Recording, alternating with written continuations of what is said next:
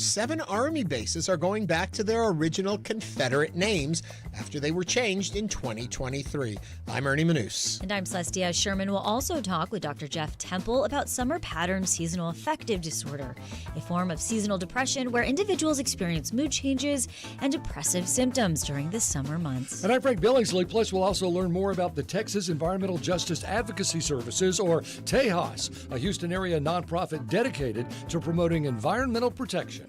And as Ernie, Frank, and I discuss the top headlines of the day, we want your thoughts, your questions, and concerns. Give us a call or send us a text at 713-440-8870 or email us at talk@hellohouston.org. Hello Houston is made possible in part by founding sponsors John Bradshaw and Kathy Sanders, and by gifts from listeners like you. Live from NPR News, I'm Lakshmi Singh. One person's been found alive after today's plane crash in western India. A local police commissioner confirmed in a statement to NPR today that authorities found a survivor who's being treated at a local hospital. The London-bound flight was carrying more than 200 people. NPR's Deyadira has the latest. Footage shared by the outlet Press Trust of India showed the plane sinking over a residential quarter of the western Indian city of Ahmedabad, and then the sound of a blast and a ball of fire. The Press Trust then shared images of medics rushing casualties on stretchers. The chairman of the group that operates Air India said in a statement that its flight, which was bound for London's Gatwick Airport, was involved in a tragic incident. The Associated Press reports that it's the first crash of this kind of aircraft, a Boeing 787 Dreamliner. Reuters said the aircraft gave a Mayday call, signaling an emergency before it crashed. The last accident involving Air India was in 2020, when more than 20 people were killed. Dear Hadid, NPR News, Mumbai. President Trump signing 3 congressional resolutions targeting California's effort to accelerate the adoption of electric vehicles. I was going to sign a executive order and give it a shot. But the one good thing with this, number one, it holds up forever. And number two, unless somebody votes it out, they'll never do that. And it's just so much better, huh? It's so much better. That's so great.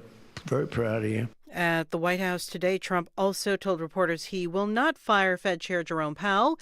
He has often criticized Powell for not lowering interest rates, stoking concerns about the president's attempt to influence the central bank's response to U.S. economic conditions, including those linked to President Trump's tariffs.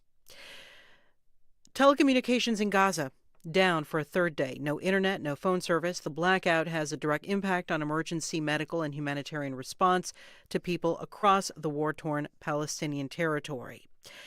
The House of Representatives is expected to vote today on a package of more than $9 billion of spending cuts. NPR's Deyadira Walsh reports the bill would claw back more than $1 billion in federal funding for public broadcasting. The rescissions bill is the first request by the Trump administration to codify some of the spending cuts proposed by the Department of Government Efficiency created by Elon Musk. South Carolina Republican Ralph Norman says the more than $8 billion in foreign aid cuts in the bill include wasteful programs. He also says Congress needs to stop funding public broadcasting outlets he argues are biased. Because taxpayers should not be forced to subsidize a left-wing media operation like NPR and PBS. Democrats say the cuts will especially hurt rural areas without access to news and emergency alert services. That's NPR's Deyadira Walsh. This is NPR News.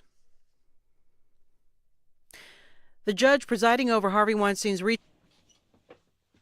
Live from News 88.7 in Houston, I'm Matt Harrop. A flood warning is in effect for Liberty, Harris, and Galveston counties for another hour. Harris County Flood Control says about 3 to 6 inches has fallen widespread. Roughly 10 inches of rain fell this morning around Matagorda County. A disaster declaration has been issued there. Meanwhile, locally, just under 10,000 CenterPoint customers are still without electricity. We're also closely following a shelter-in-place order that's been issued for 2 communities in the Baytown area due to a tank fire. Officials are advising residents in the Evergreen, Fair, and Trinity Oak subdivisions to shelter indoors and to turn off ACs to prevent potentially toxic air from entering their homes. The Baytown Fire Department is currently responding to the situation, and we're working to get more information on that. Protesters peacefully marched in the streets of downtown San Antonio last night. Our David Martin Davies reports the crowd of about 400 turned out to make their voices heard over immigration enforcement. After being turned away from the Alamo by Texas state troopers, the protesters assembled at San Antonio City Hall and then marched through the business district.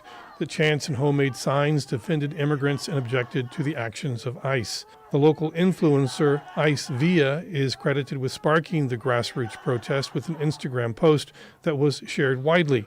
She thanked the crowd for showing their support for immigrants. We are speaking, and we're going to keep speaking every single day until those who are silent can come up and speak. So those who are at home, scared to come outside every day, we're fighting for you guys. You will get your justice, I promise. Texas National Guard troops made a brief appearance near the Alamo as they got off of buses and entered the Emily Morgan Hotel. The guardsmen did not interact with protesters. I'm David Martin Davies in San Antonio. Similar protests are planned for this weekend in the Houston area, beginning tomorrow with a gathering led by Fiel Houston that will begin at 7 p.m. outside of the ICE detention facility in North Houston. For more news, head to our website. That, of course, is houstonpublicmedia.org. I'm Matt Harrop, News 88.7. Support for NPR comes from NPR stations. Other contributors include Fisher Investments. As a fiduciary, Fisher Investments is obligated to act in their client's best interest. Learn more at FisherInvestments.com. Investing in securities involves the risk of loss. This is NPR.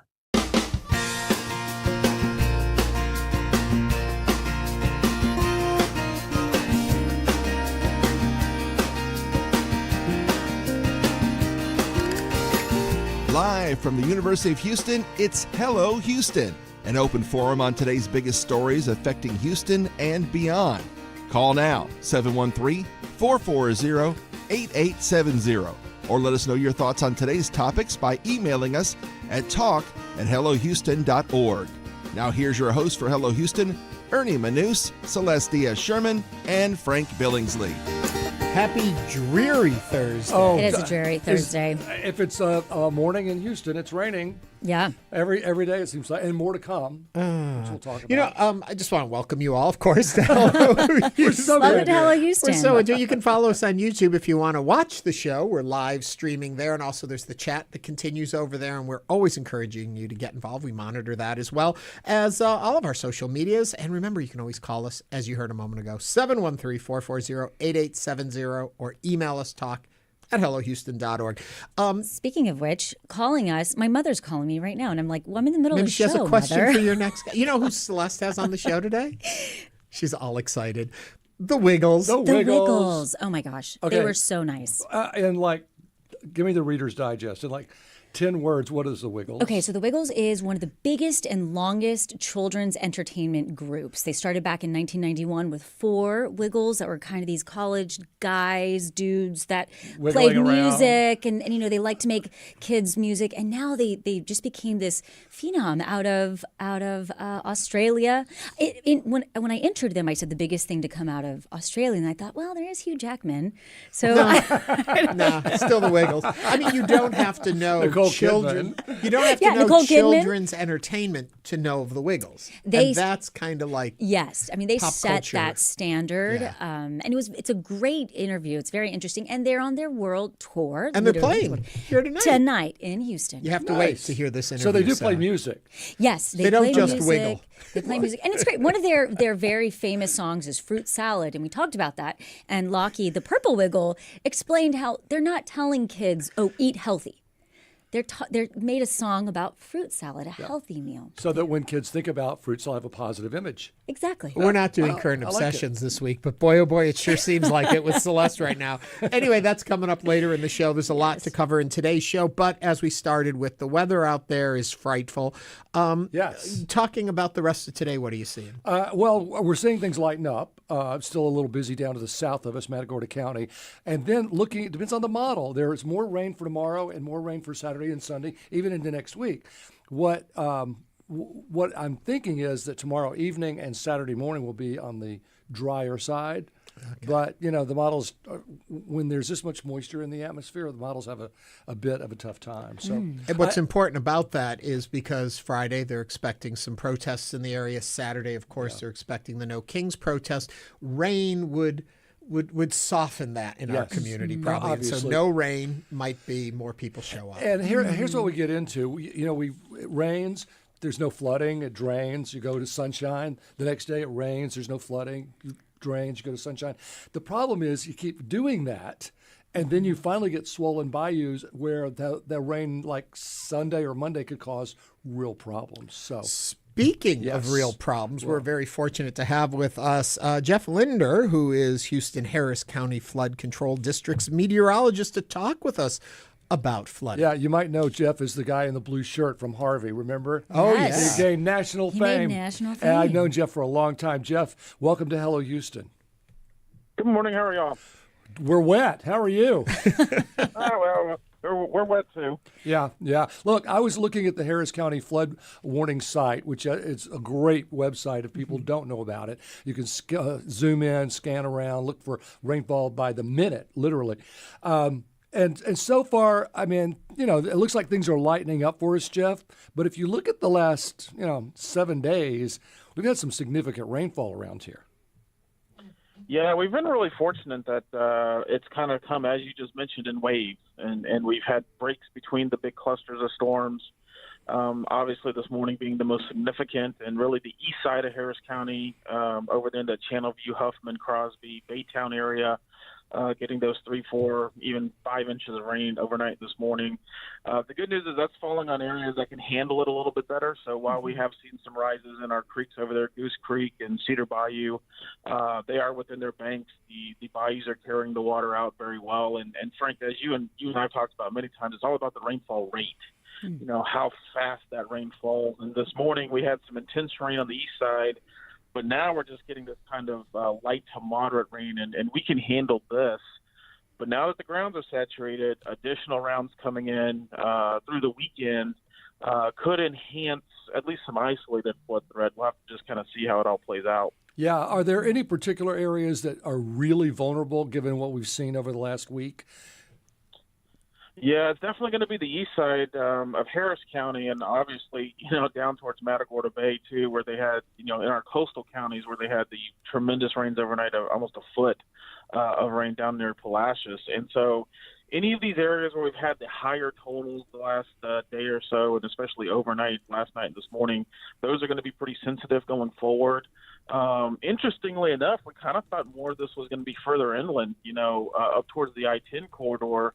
But as you kind of mentioned, sometimes this mesoscale stuff takes over, and you get these big complex of storms down on the coast, and it kind of prevented that heavier rain from developing a little bit inland. And so that was fortunate. For the most part, we're getting through this okay in the metro area with not a lot of issues, just some street issues here and there. But the real big stuff has been down toward, the coastal counties where we've had some really bad rain, and then out towards San Antonio too, where they had some flash flooding. As whenever we talk about flooding, it's always the question about how should we behave in those situations. I know a lot of folks have heard this before, but it's always good to remind people your advice to people when they encounter high water or during these kind of situations. Yeah, and that's something good to kind of bring up. We haven't had a lot of heavy rainfall and street flooding recently, and so it's a good reminder, especially in the summer months, going to hurricane season, days like today, if you see water, turn around, don't drown, don't drive into it, especially at the underpasses. We had a few underpasses this morning with 2 or 3 feet of water, and it may not sound like a lot, but that's enough to flood out your car. Mm-hmm. And you don't want to get involved in situations like that. Sometimes it's very difficult to see how deep the water is. You can't see where the curb is, and so it's best not to get in any of those high water. And, there's some places around town, typically the North Freeway and some of those feeder roads over there, I-10 on the east side, where we always have some street flooding when we have rains like this. Best to just kind of avoid those. And if you typically have a spot on your way home or on your commute, just kind of avoid that. The other thing, if you can, maybe don't park your car on the street in these types of situations. This is the type of rainfall where the water can come up in the streets for, an hour or so and potentially get into a car, and then it goes down. And so if you can park it up in the driveway or maybe somewhere else the next couple of days, that'd probably be advisable too.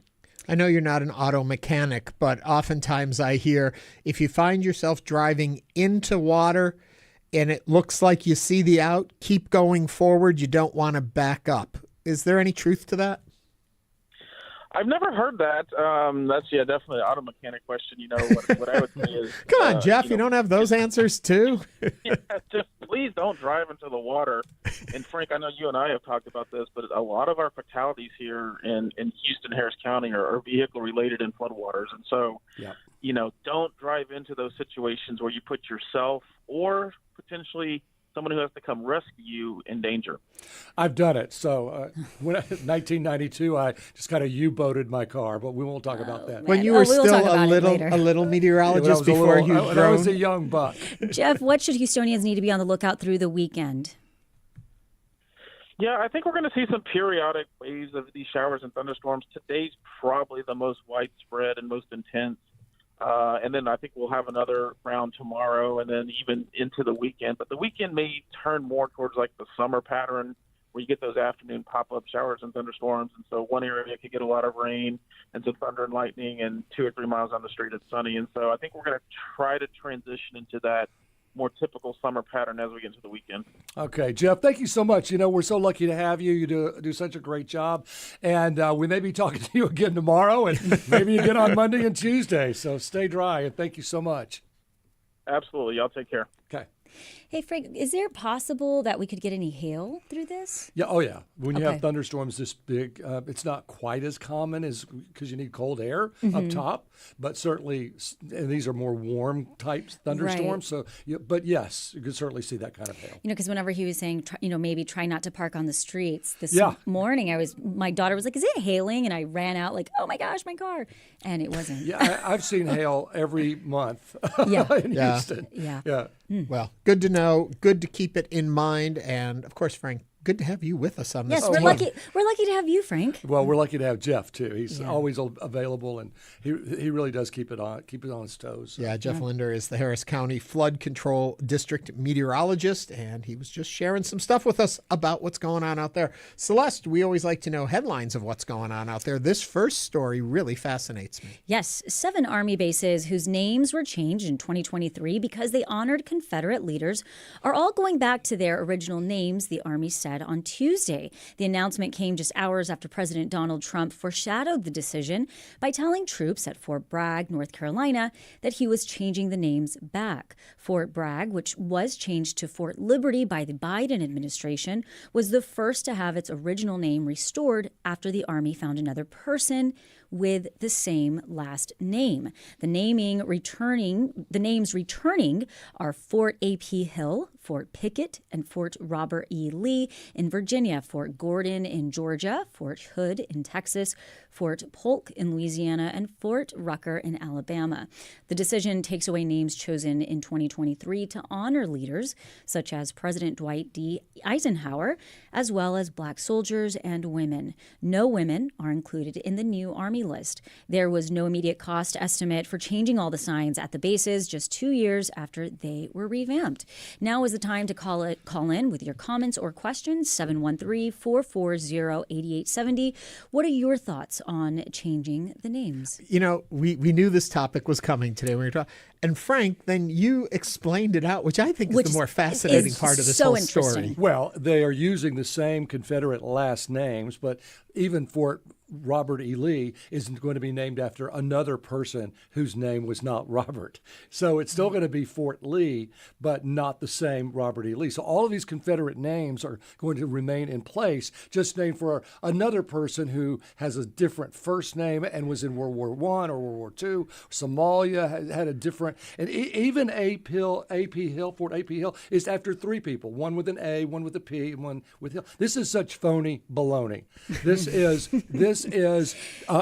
Trump wants to have those names in place, but doesn't want the whiplash and the backlash that it would bring from people who would be offended. So he can say, "Oh, it's not named after Robert E. Lee; it's named after Don Lee or whatever his name is. Some other guy named Lee." Mm-hmm. But Stanley, maybe. It's still back to what I thought of this analogy. It's like, let's just say you had an ex named Jackson, and you got a new, and that's an ex, and you got a new partner, and you adopted a puppy, and you said, "Let's name the puppy Jackson," and your partner said, well, we're not naming this new puppy after your ex. And you said, no, we're not. It's a puppy. It's not. It's just a name. It's a different It's Jackson. It's a whole different venue here. It's such CRA, you know what? Yeah. It is really, it's disgusting. It seems a long way to go to do what they're trying to achieve, and they don't want to actually stand up and say, we're going to put these names. It's just, it fascinates me that all this thought went into it. Can't we just move on? But anyway, what do you think about that? 713-440-8870. Do you think it's a good idea? Do you think your ideas, your thoughts and feelings on this would be different if they were actually just changing it back to the original names? I think that's more, this seems more disingenuous than it's just... like saying, this one's going to be Fort Hitler, but it's not Adolf Hitler. It's after John Hitler, who died in World War I. Yeah. It's that kind of thing. Yeah. It's awful. For me, when I'm looking at what the Trump administration is doing, I think most Americans all agree that we don't want to go back. Right. And President Trump is going back, it seems, here and trying to change history a little bit. When we look at why people voted for President Trump, we understand that going back in our history, it's very complex for many different reasons and for many people, not just one group of ethnic people or one group, lots of different. I mean, you can go back to the 1800s where the Irish were being oppressed and, they were the ones that were being called criminals during that time. And you look throughout American history and everybody can relate to a time when they felt that their group of people were being oppressed. And I think most people voted for President Trump because they wanted change moving forward. They wanted change moving forward when it came to immigration. They wanted change moving forward when it came to economics, perhaps even our budget deficit. And so to me, this seems like such low-hanging fruit. It seems a little petty by the Trump administration. I think most Americans can agree that they wanted Trump looking forward, not backwards. Agreed. Well said. Yeah.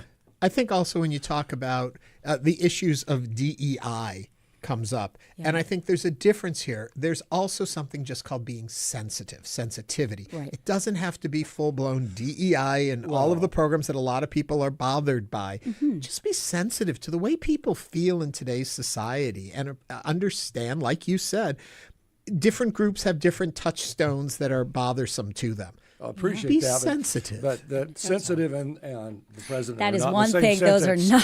713-440-8870. Victoria from Katy, what do you think about all of this? I think that it's kind of a waste of time to kind of be discussing names of military bases when there are so many more pressing matters on hand that could be getting attention. And talk about the cost. Yeah. Victoria, thank you for that. Moving on, 713-440-8870. Thomas from Montgomery, your thoughts? Well, Donald Trump was a bigot growing up, and he still is. I mean, let's face it. He wants to reverse everything that Biden did.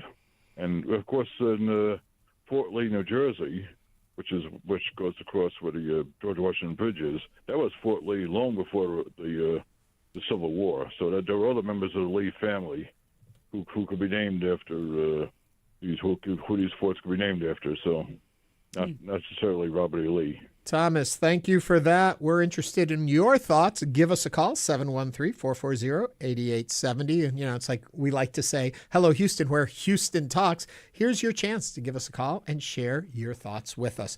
Quickly, talking about going back. Yeah. I got a story for you. The Be Someone sign is back. Early Sunday, a video posted on Instagram showed two people walking across the bridge overlooking I-45 with buckets of paint that appeared to be an effort to bring back the iconic mural. And it's back in its full glory. March 31st, the words Be Someone were replaced with Mog Coin in large yellow block letters promoting a cryptocurrency. The Houston Police Department previously told the Houston Chronicle that the sign has that the city has a graffiti ordinance, and because Union Pacific owns the railway, the legality of the Be Someone graffiti is complicated. So the Be Someone piece has been a staple on I-45 bridge since 2012, which is funny. I thought it was there a lot longer than that. Yeah. But in 2018, a petition advocated for the artwork to become a city landmark. It was signed by more than 16,000 1,000 people. love Should the Be Someone sign be a Houston landmark? Also, if you could spray paint your own graffiti to capture the essence of Houston, what would your slogan be? Give us a call, 713-440-8870. Yours would be Wiggles Live or something today. See, sure. See, sure. Just kidding. I don't know. I actually think it would be like resilient or something. I don't know. Something powerful. I think it totally should be a landmark. I think it's cool. Yeah. It's representative of Houston. I love it. We're a little gritty. Hello, Houston might be good. Hello, Houston. Get our buckets of paint, Frank. We're going out tonight. We're going out. I understand the issues with it being owned by Union Pacific. I'm surprised Union Pacific hasn't said, let's make that permanent. Let's put up there, unless there's the cost of maintaining it and such like that. But it seems like there's people in the community that will maintain it for you. We've got a couple more calls we want to grab quickly that go back to our earlier story. But if you have a thought on the Be Someone sign, also join us at 713-440-8870. Back to the name changes. Let's grab Cynthia from Midtown. Cynthia, what's on your mind? Hi. Well, I totally agree with the previous caller in the remark about the spending. But also, I think that if we're going to go back to the names of Confederates, that we should reinstate everything about slavery, about Native American genocide. Are we going to go back and we're going to tell the true history, since we are honoring some people who are offensive to others? Mm-hmm. Cynthia, thank you for your thoughts and comments. Moving along, Al from West U is on the line. What's on your mind, Al? Yeah, in the same vein as others have said, we have so many pressing problems in this country, domestically and internationally. This seems to be so superficial, and this has nothing to do with what's best for the American people. Al, thank you for those thoughts and comments. We're interested in what you think. Give us a call, 713-440-8870. Are there someone out there who feels like this is the right move? We should be going back. We should be preserving those names. Let us know. We're interested in hearing from you, too. 713-440-8870. Let's go back to the phones. David from Katy is on the line. David, what are you thinking? So I'm a Navy veteran, and the politicization of renaming bases after they've already been renamed and not honoring the things that have been the changes that have already been made really cheapens my military service in my eye, because now it's this part of this political movement, and instead of it being this something that we put on a pedestal in honor and respect, and it's just really disappointing. David, quickly, when they initially changed some of these names, how did you feel about that? Well, I mean, so with the a lot of these bases and stuff like that had been named such for a long time, like Polk and Lee and et cetera.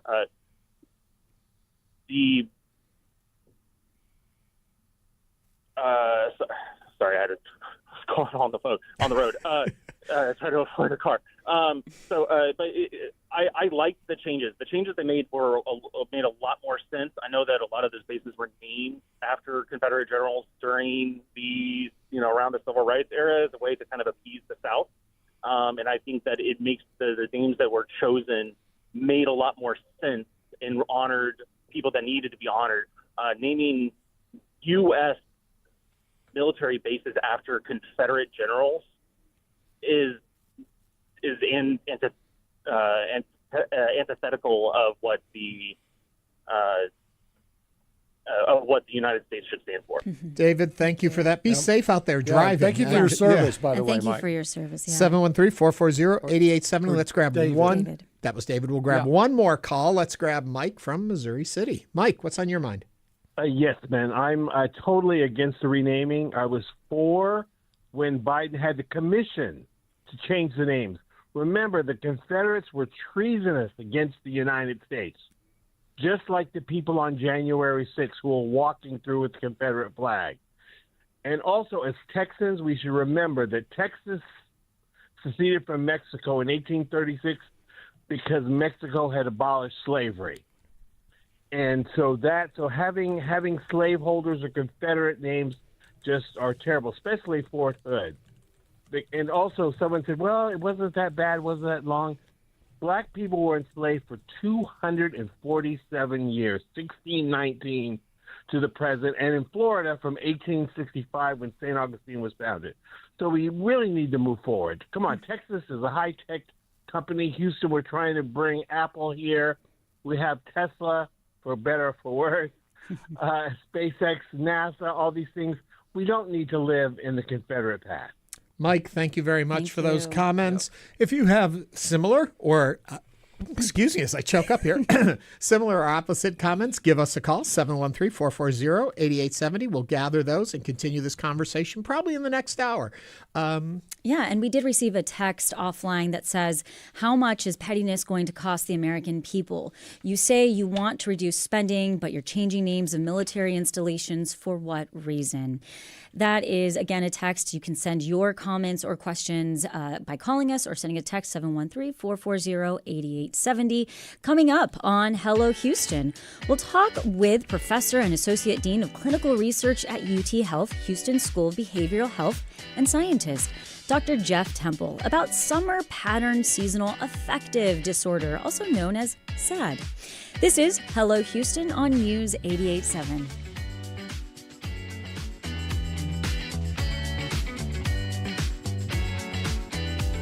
A lot of climate pollution in the U.S. comes from buildings and the energy they use. If we're going to try to really combat climate change, it is looking at the existing buildings in this country. But upgrading individual homes and businesses to use less energy is costly. So some researchers are asking, what about a whole block at once? More on All Things Considered from NPR News.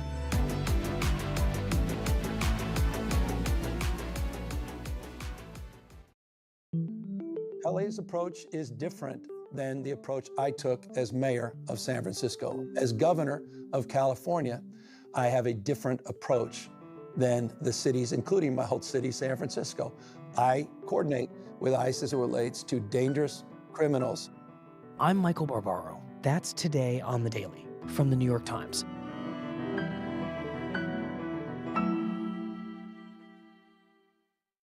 It can be hard to stay informed about what's happening in our city, our state, and across the country. That's why Houston Public Media makes it easier. Everything you hear on News 88.7 is powered by you, not advertisers. 80% of our funding comes from our Houston community. That's what makes public media different. It's community funded and always here for you when you need it. Join that community now at houstonpublicmedia.org/donate or call 888-909-0887. Support comes from Baylor College of Medicine, creating tomorrow's medicine today. Known for their medical research and innovation, Baylor College of Medicine is a proud sponsor of Houston Matters with Craig Cohen, Monday through Friday at 9 a.m. on News 88.7.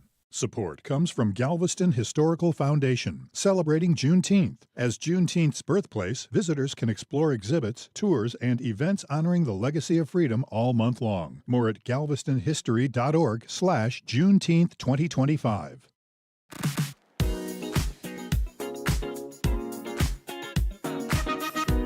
And now back to Hello Houston. To comment on any of today's topics, call 713-440-8870 or email us at talk@hellohouston.org. And now here's Ernie Manous, Celeste Díaz Schurman, and Frank Billingsley.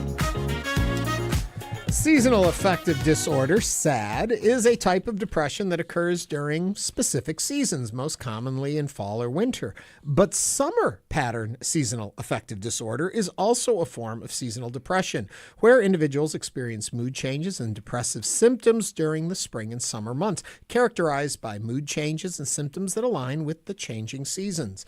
To talk about this and other current mental health concerns is Dr. Jeff Temple, Professor and Associate Dean of Clinical Research at UTHealth Houston's School of Behavioral Health and Sciences. If you have a question about mental health for Dr. Jeff, give us a call right now, 713-440-8870. Hello there, Dr. Jeff. Ernie, thank you so much for having me. And I have to say, I'm on with two of my three favorite people, and I'm not going to tell you all which two. That is a therapist thing. Is that like a game to see how we each react to that? Yeah, I mean, who treats me the best? Don't know how I feel about that. Yeah, I okay. don't either. Dr. Jeff, I have a quick question regarding if you are feeling depressed in the fall, the winter, and summer, could you just be depressed? Yeah, absolutely. Yeah, if you're depressed across seasons, it's probably not related to a change in the weather or the change in the sunlight, light patterns. It's more likely that you are depressed, whether it's major depressive disorder or some other mood disorder. I've never heard of this in the summer. I've heard like seasonal, like Christmas, and I can Yeah, understand the that. holidays. And when we start to lose the sunlight and it gets dark early, I can see that. Where did this summer thing start? And what is it exactly? I will say it's fairly rare. When we think of seasonal affective disorder, the vast majority is fall and winter, when we start to lose daylight hours. When there are the reverse patterns in the spring and summer, again, very rare, but it is similar to what we see in the fall and winter in terms of how it manifests, lack of interest in doing things that you like to do, sadness, hopelessness. In the winter, you see it more of like a hibernation where it's overeating, oversleeping, social withdrawal. In the summer, you might see it more as what we call anhedonia, just the losing interest in doing some of the things that you like to do. What surprises me about it also is change in melatonin, is because it's a hormone, and so that affects us, and also heat and dehydration play a pattern in this too. They do. And I will say, though, that there's the specific cause of seasonal affective disorder, whether it's the fall, the winter variety, or the summer variety, is not totally known. We know that there's a reduction in serotonin, and we assume that melatonin does have a play in this, but the exact cause is not totally known. Talk to me a little bit about light. And I've seen these things advertised, these screens that you're supposed to put on 5 minutes a day and get a blast of like light from outside. Explain how light actually affects our behavior. Look at today, and I know Frank is in his element with the weather today, but I'm certainly not as happy today as I was yesterday, and a lot of that is because the sun's not out, and that's not a clinical level of depression or happiness or whatever you want to say, but light plays a role in how our body's uptake in things like serotonin and melatonin, and that affects our how we think, how we feel, how we behave. And for some people, it has a real effect, especially those living in the north with a few hours of light per day. So we're lucky here in the South. You don't see seasonal affective disorder as much. Well, I hate it when it's just cloudy all day and you never see the sun. So you don't know what time it is unless you actually look at a clock or your phone or whatever. Because it just seems like the day is endless, which is a big problem in the north when it's cloudy all the time. We lived in Rhode Island for a couple of years, and that low ceiling that you're talking about, it was I couldn't wait to get back to Texas. Yeah. See, now, I grew up upstate New York in a city that is got a reputation for being the second least amount of sun of anywhere in the country. And I feel my best at a windy, overcast day. That's what I thrive in. Sun is fine. I have all of my house is dark. The curtains are always drawn. I keep a very dark existence. I love the nighttime. So you're a vampire. Pretty close. You stole my line, Celeste. I was going to. But I do remember learning that if you are depressed, first thing you should always do in the morning, open up the curtains, bring the light in. That lifts our moods. What I'm trying to figure out is what is the biological cause in that? Why does this brightness affect our mood? So it has a lot to do with melatonin, and that's why, because when we are able to regulate that with this light box, it's about 30 to 45 minutes of I can't remember the exact lumen count, but that you want to do that, and that regulates our melatonin and in essence wakes us up. I'll also go back to, how you grew up in upstate New York, and you might be the exception in that you like this, but people aren't very happy up there. That's why they come to Texas. I'm just kidding. They're great. But what about places in the world where it's like 6 months of darkness? And what do studies tell us about those? Yeah, places? so you're going to see more seasonal affective disorder, but again, keep in mind that it's 1% to 3% of people have seasonal affective disorder. So even in those places, even in those miserable places, just kidding, everyone from upstate New York. So what do you do about it, Jeff? I mean, if you're one of those people, what's your advice to snap out of it. Well, it's not that easy to snap out of Right. it. So, and one of the things I think is to realize that it's not just winter blues, right? That this is a real funk, this is a real disorder, and we treat it just like we treat major depression. So, in addition to light therapy, 30 to 45 minutes per day, things like medication and talk therapy, like cognitive behavioral therapy, which helps you change your negative thoughts and feelings and approach the world more positively. Now, social media has kind of changed the game in regards to you can go on Instagram and you can see lots of therapists giving you ideas about these are the top 3 things to do if you're feeling down. How do you feel like the word depression and I'm depressed is now used a little more regularly and lightly? I do. You hear not only depressed, but anxious or Trauma. panic, trauma, anxiety. Yeah, absolutely. And so, and it's good in one hand. The stigma is being reduced. People are having a lot more awareness, are getting more help.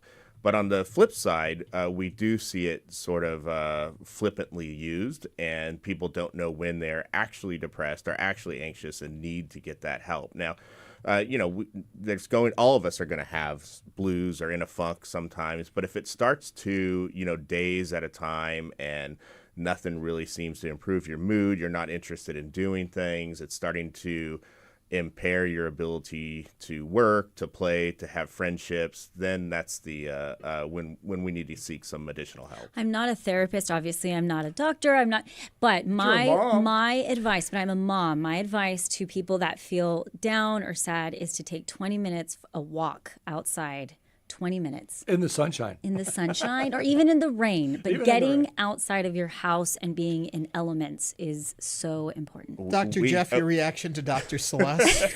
Dr. Celeste is absolutely right. We have a fancy term called behavioral activation, and we tell people just to do something. They're not going to want to, when you're depressed, you feel like you have this wet blanket on you and you don't want to move, but force yourself, whatever it takes to get out there, move, do something, force yourself to do something that you used to enjoy, force yourself to go on a walk. That will do wonders. And there's been a lot of research that shows that exercise is just as powerful as things like medication and talk therapy. And then my second tip, and then you can go, my second tip is volunteer, give back to somebody else. Okay. I love it, and I've prescribed that to my patients many times. Well, Frank, now we know she's not one of the 2 he doesn't like, or the one he says one of us that he doesn't like. Yeah. Well, now I didn't say I didn't like the third one. It's just not one of my favorites. Oh my goodness! Are we going to get voted off the island? We are talking mental health with Dr. Jeff. 713-440-8870. If you have a question or a comment you'd like to make, I want to switch gears here a little bit to something. Not that this isn't serious, but something that's troubling me. For the longest time, we looked at the U.S. as the capital in the world's gun violence and mass shootings and things like that. Of late, we have started to hear reports of other countries experiencing something they had never seen before, which were these mass shootings. From where you sit, what is happening? Is this something we're exporting? Are the same issues that lead to it here starting to infiltrate other countries? What's going on, do you think? Yes to all that. I think it's a lot of the same issues that are affecting Americans: isolation, sadness, loneliness. There was a kid was bullied. In Austria is one of the things that they're thinking.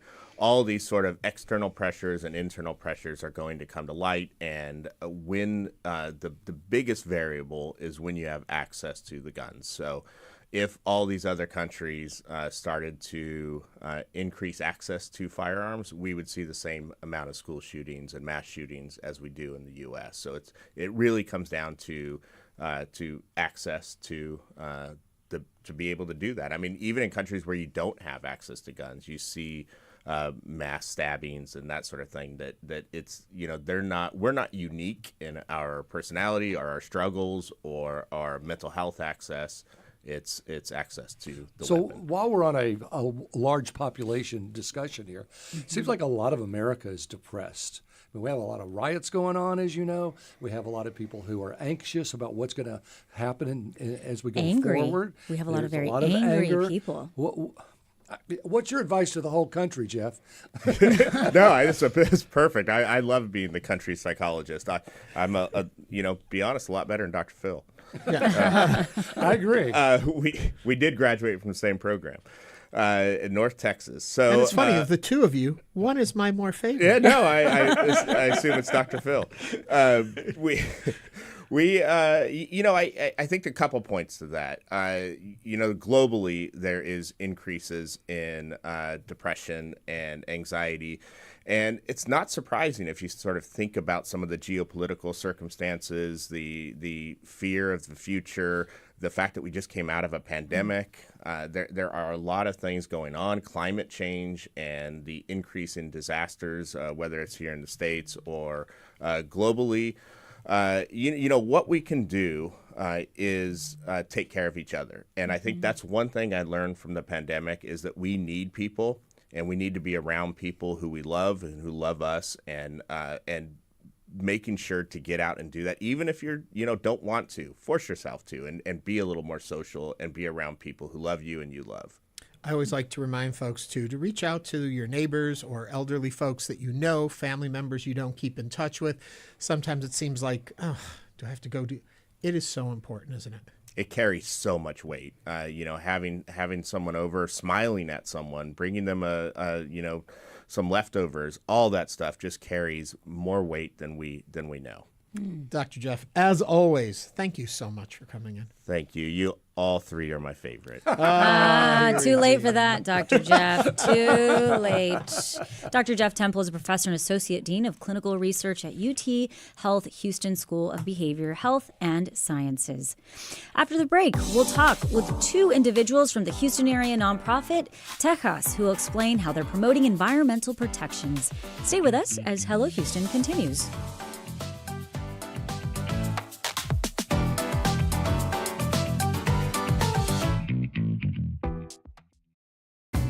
I take myself over to the doctor's office. She sits me down and she says, look, get some exercise. Best treatment for anxiety, get some exercise. So I go to a psychiatrist to see if I can get some medication. Join us for the Moth Radio Hour.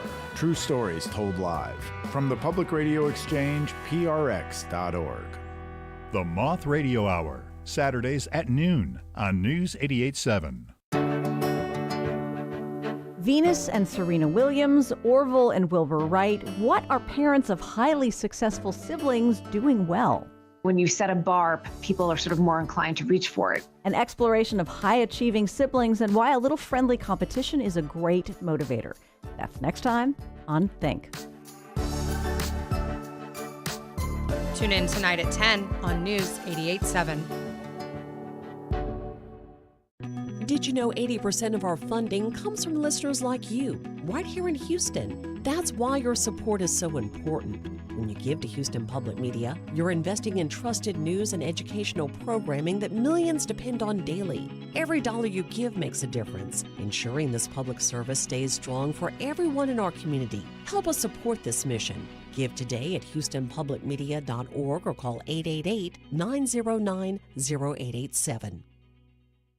Support for Houston Public Media comes from attorney mediator Ron Bankston, providing in-person, video conferencing, and hybrid mediation and arbitration services. More information is available at ronbankston.com. Support comes from UT Austin's McCombs School of Business, offering the Weekend MBA at Houston.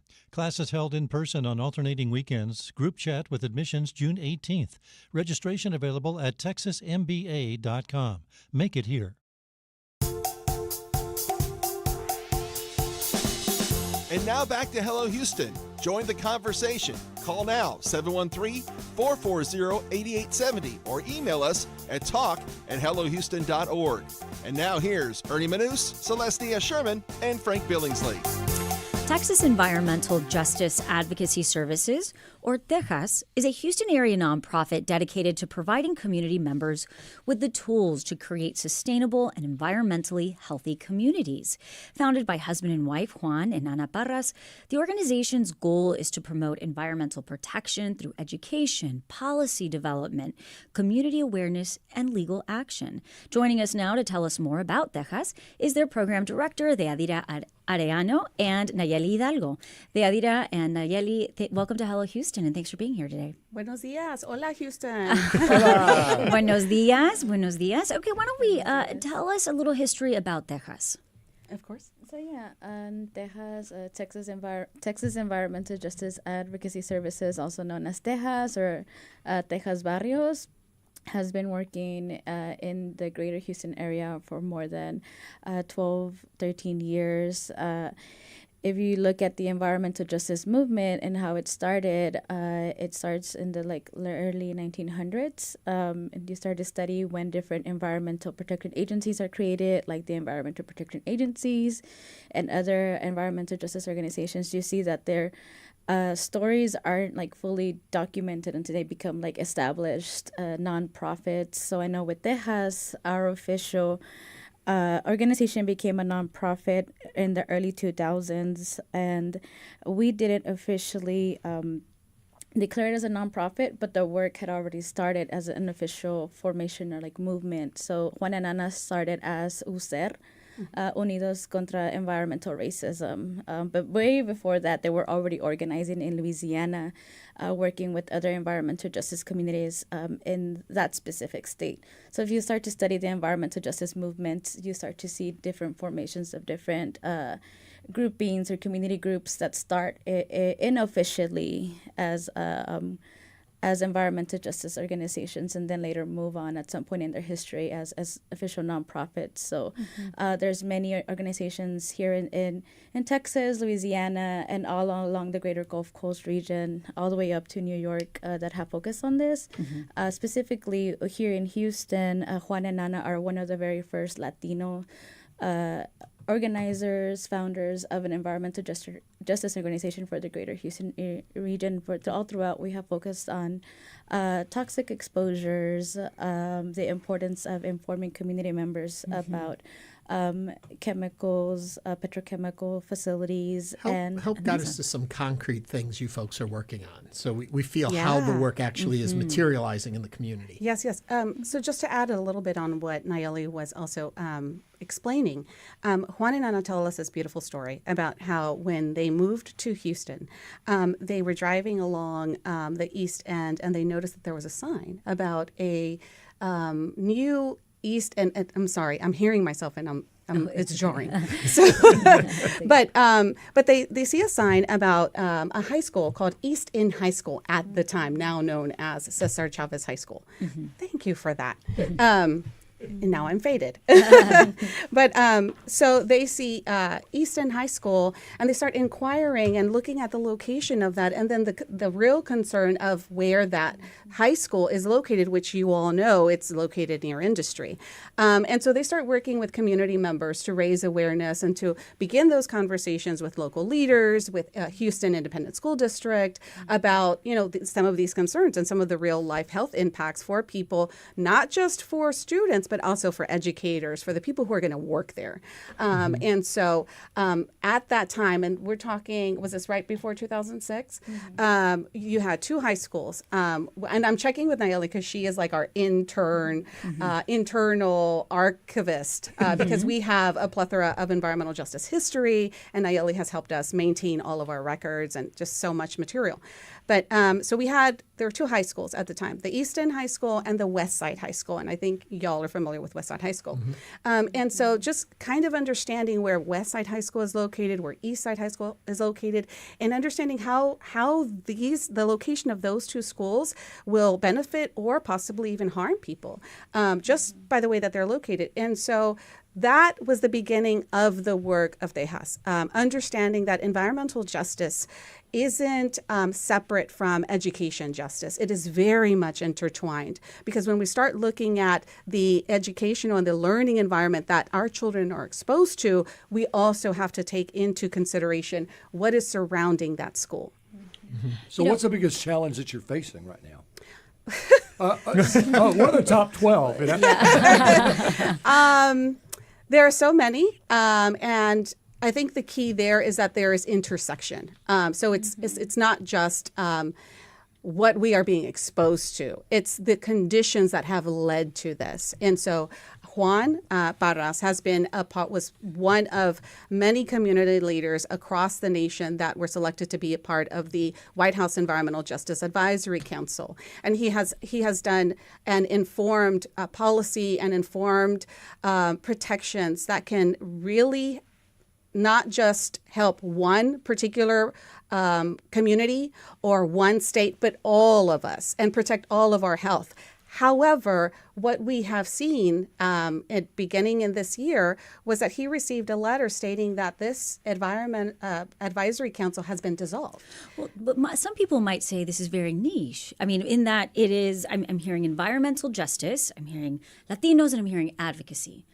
What is the need for advocacy for Latinos specifically and environmental justice? What did y'all see that was not happening or needed for the Latino community connected to environmental justice to advocate for policy? It begins with communication. It begins with information. Yeah. And so if you speak one language and everything is communicated in one language, I'm sure all of you have been to other countries and you want to know what's happening. You see stuff in the news, but if it's accessible to you in your language in a way that you can understand, you're much more adept to managing and navigating the world or that area that you find yourself in. The same thing that's the same thing that we say here when we're dealing with environmental justice or any of the justices for that matter. Anytime you are dealing with an issue, you want to be well informed in order to make good decisions. Yeah. If you had the ear of the governor or the lieutenant governor, what would you advocate for? What is something they could do right now that could help your cause and make an impact? Prioritize our communities because right now we have just entered hurricane season June 1st. What we are seeing right now in St. Louis, St. Louis has been forgotten. They were hit by a tornado. They are still dealing with those effects, and we don't want to be there. And we're not saying we don't want to be St. Louis. What we're saying is St. Louis needs to be uplifted. St. Louis needs a National Guard. We need the help whenever we are dealing with some type of catastrophe, and even before the catastrophe. Now, I've heard Nalleli say it over and over again. Do you want to talk about the year-round disaster planning that we had this conversation because we were part of there was a meeting at the ION. I don't know if you want to talk about that a little bit. Yeah, I mean, we had a conversation about at all levels, community, local, federal level, what needs to be done in terms of disaster preparedness. And at all levels, we have to engage community members and get their insight because ultimately they are the experts on the ground. And even for funders too, like what they need to consider when they're looking at funding projects or other ideas that are going to help respond during these chemical natural disasters. Like I said, oftentimes there have been situations where our government can step in and provide aid and it's rejected. I can think of Aspect, for example, during the time of Hurricane Harvey when there was an excess amount of pollutants being released into the air. Aspect was offered as a tool resource to come in and help check with the air quality, and it was rejected. So again, having access to all of those tools and those resources whenever we're facing a natural disaster, because what we've seen in the trends is that usually before a natural disaster and after a natural disaster, there's this silent attack of air pollutants that are being released into the airs because of either the equipment at the facilities are not weatherized, or they're having to release excess amount of toxins before this natural disaster so that they can prepare for it. So again, some of the solutions that we talk about is like common sense solutions, like have facilities have weatherized equipment and infrastructure that'll better respond to these disasters. Is there a website that our listeners can go to learn more about what you're Absolutely. doing? What is T.E.J.A.S. Barrios, T.E.J.A.S. BARRIOS.org. T.E.J.A.S. Barrios. And I just wanted to really quickly, as we look at, funding continuing to be pulled back, what are you guys doing locally, real quick? People can go to your website, right, to learn more about that? Yes, I'm so glad you asked. Nalleli has some great info on Eagle Tianguis. Okay. I'm here to talk to you about Campaign for Healthier Solutions, which is a dollar store campaign. Well, we will have to have you guys back on to talk all about it. That brings us to the end of our first hour of Hello Houston. Coming up, we have a Wiggles interview. We have a lot to cover. We'll be back after this break. Stay with us. Stay tuned. There's more Hello Houston on the way with Ernie Manous, Celeste Díaz Schurman, and Frank Billingsley. For the latest in local news, subscribe to the Hello Houston daily newsletter at houstonpublicmedia.org. Hello Houston is a production of Houston Public Media. The opinions expressed by the guests of this program are solely their own and do not represent the views of management, staff, or underwriters of Houston Public Media.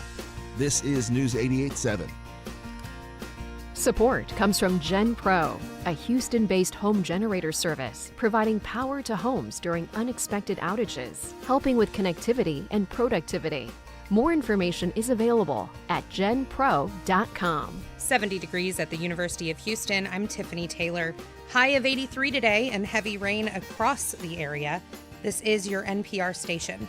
KUHF Houston News 88.7, a service of the University of Houston. It's 12 o'clock.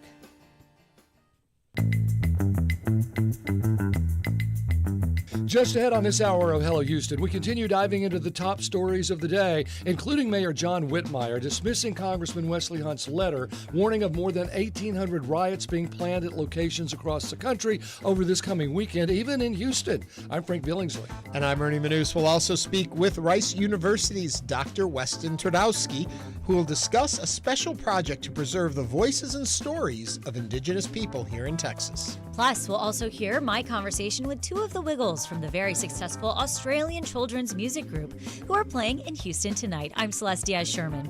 And we want to hear from you, so give us a call or text us at 713-440-8870 or email us at talk@hellohouston.org. Hello Houston is made possible in part by founding sponsors John Bradshaw and Kathy Sanders, and by gifts from listeners like you. Live from NPR News, I'm Lakshmi Singh.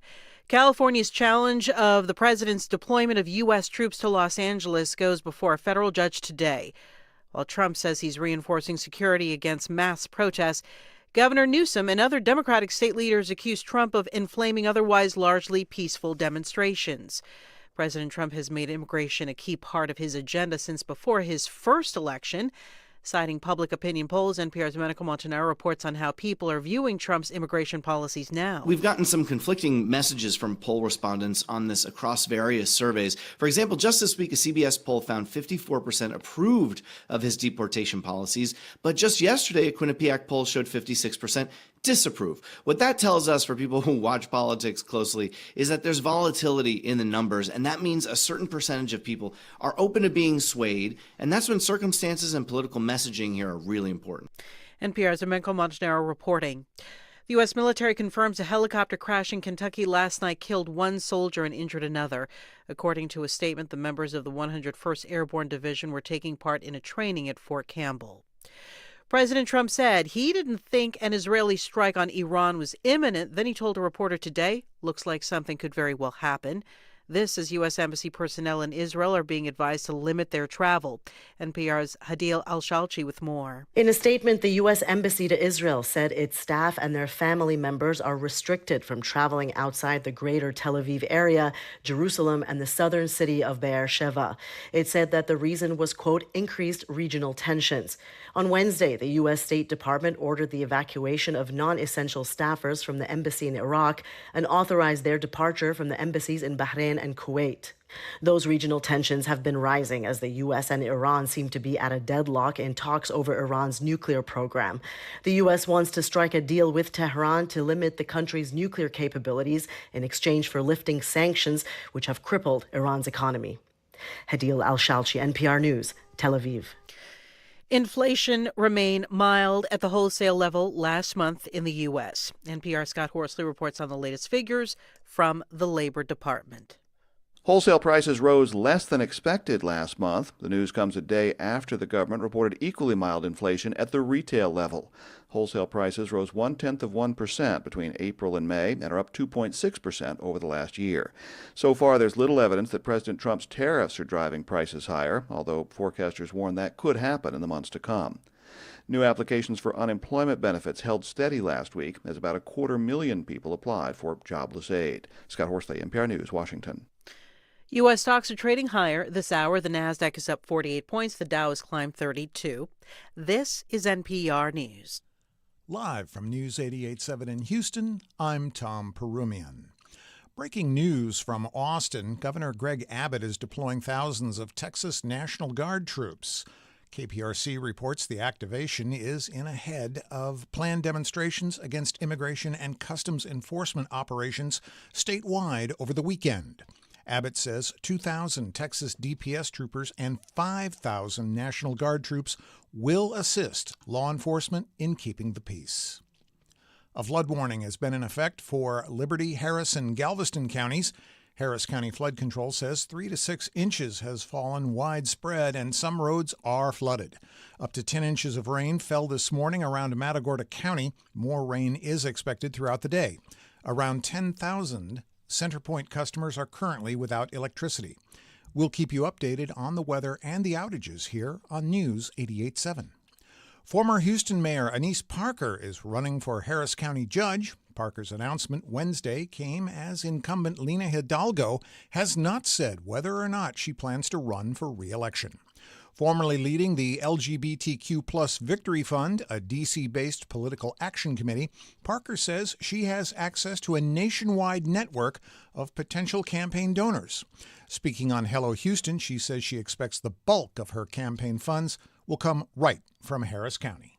But yes, I also have a national fundraising network. It supported me in my runs for mayor, and it will support me again. Parker expects to win her bid in the Democratic primary next March and remain on the ballot for the November election.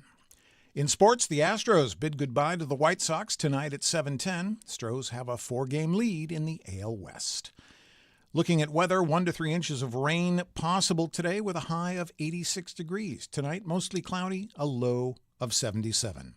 Right now, rainy, 73 degrees on the UH campus. I'm Tom Perumian, News 88.7.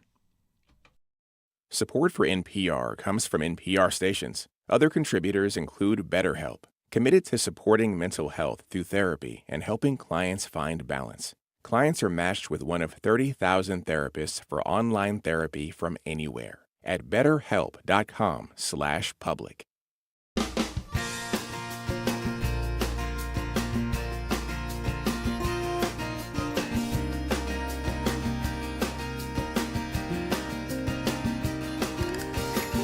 Live from Houston Public Media and News 88.7, it's Hello Houston, an open forum on today's biggest stories affecting Houston and beyond.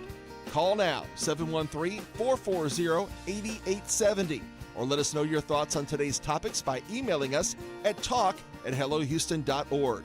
And now here's your host for Hello Houston, Ernie Manous, Celeste Díaz Schurman, and Frank Billingsley. Hello. Into the noon hour. We are here with you. You know, we are also available as a podcast. Yes. We talk about the YouTube where we stream live. Where I'm seeing no comments. What? Are you seeing any? On our YouTube? No comments. I mean, we usually at least have up. your British guy.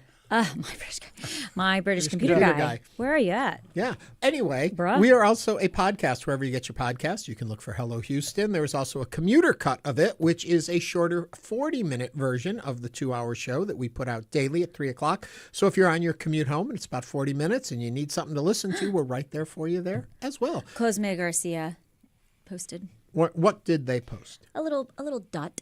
Oh, Thanks, well, Cosme. good. You're there, letting us be heard.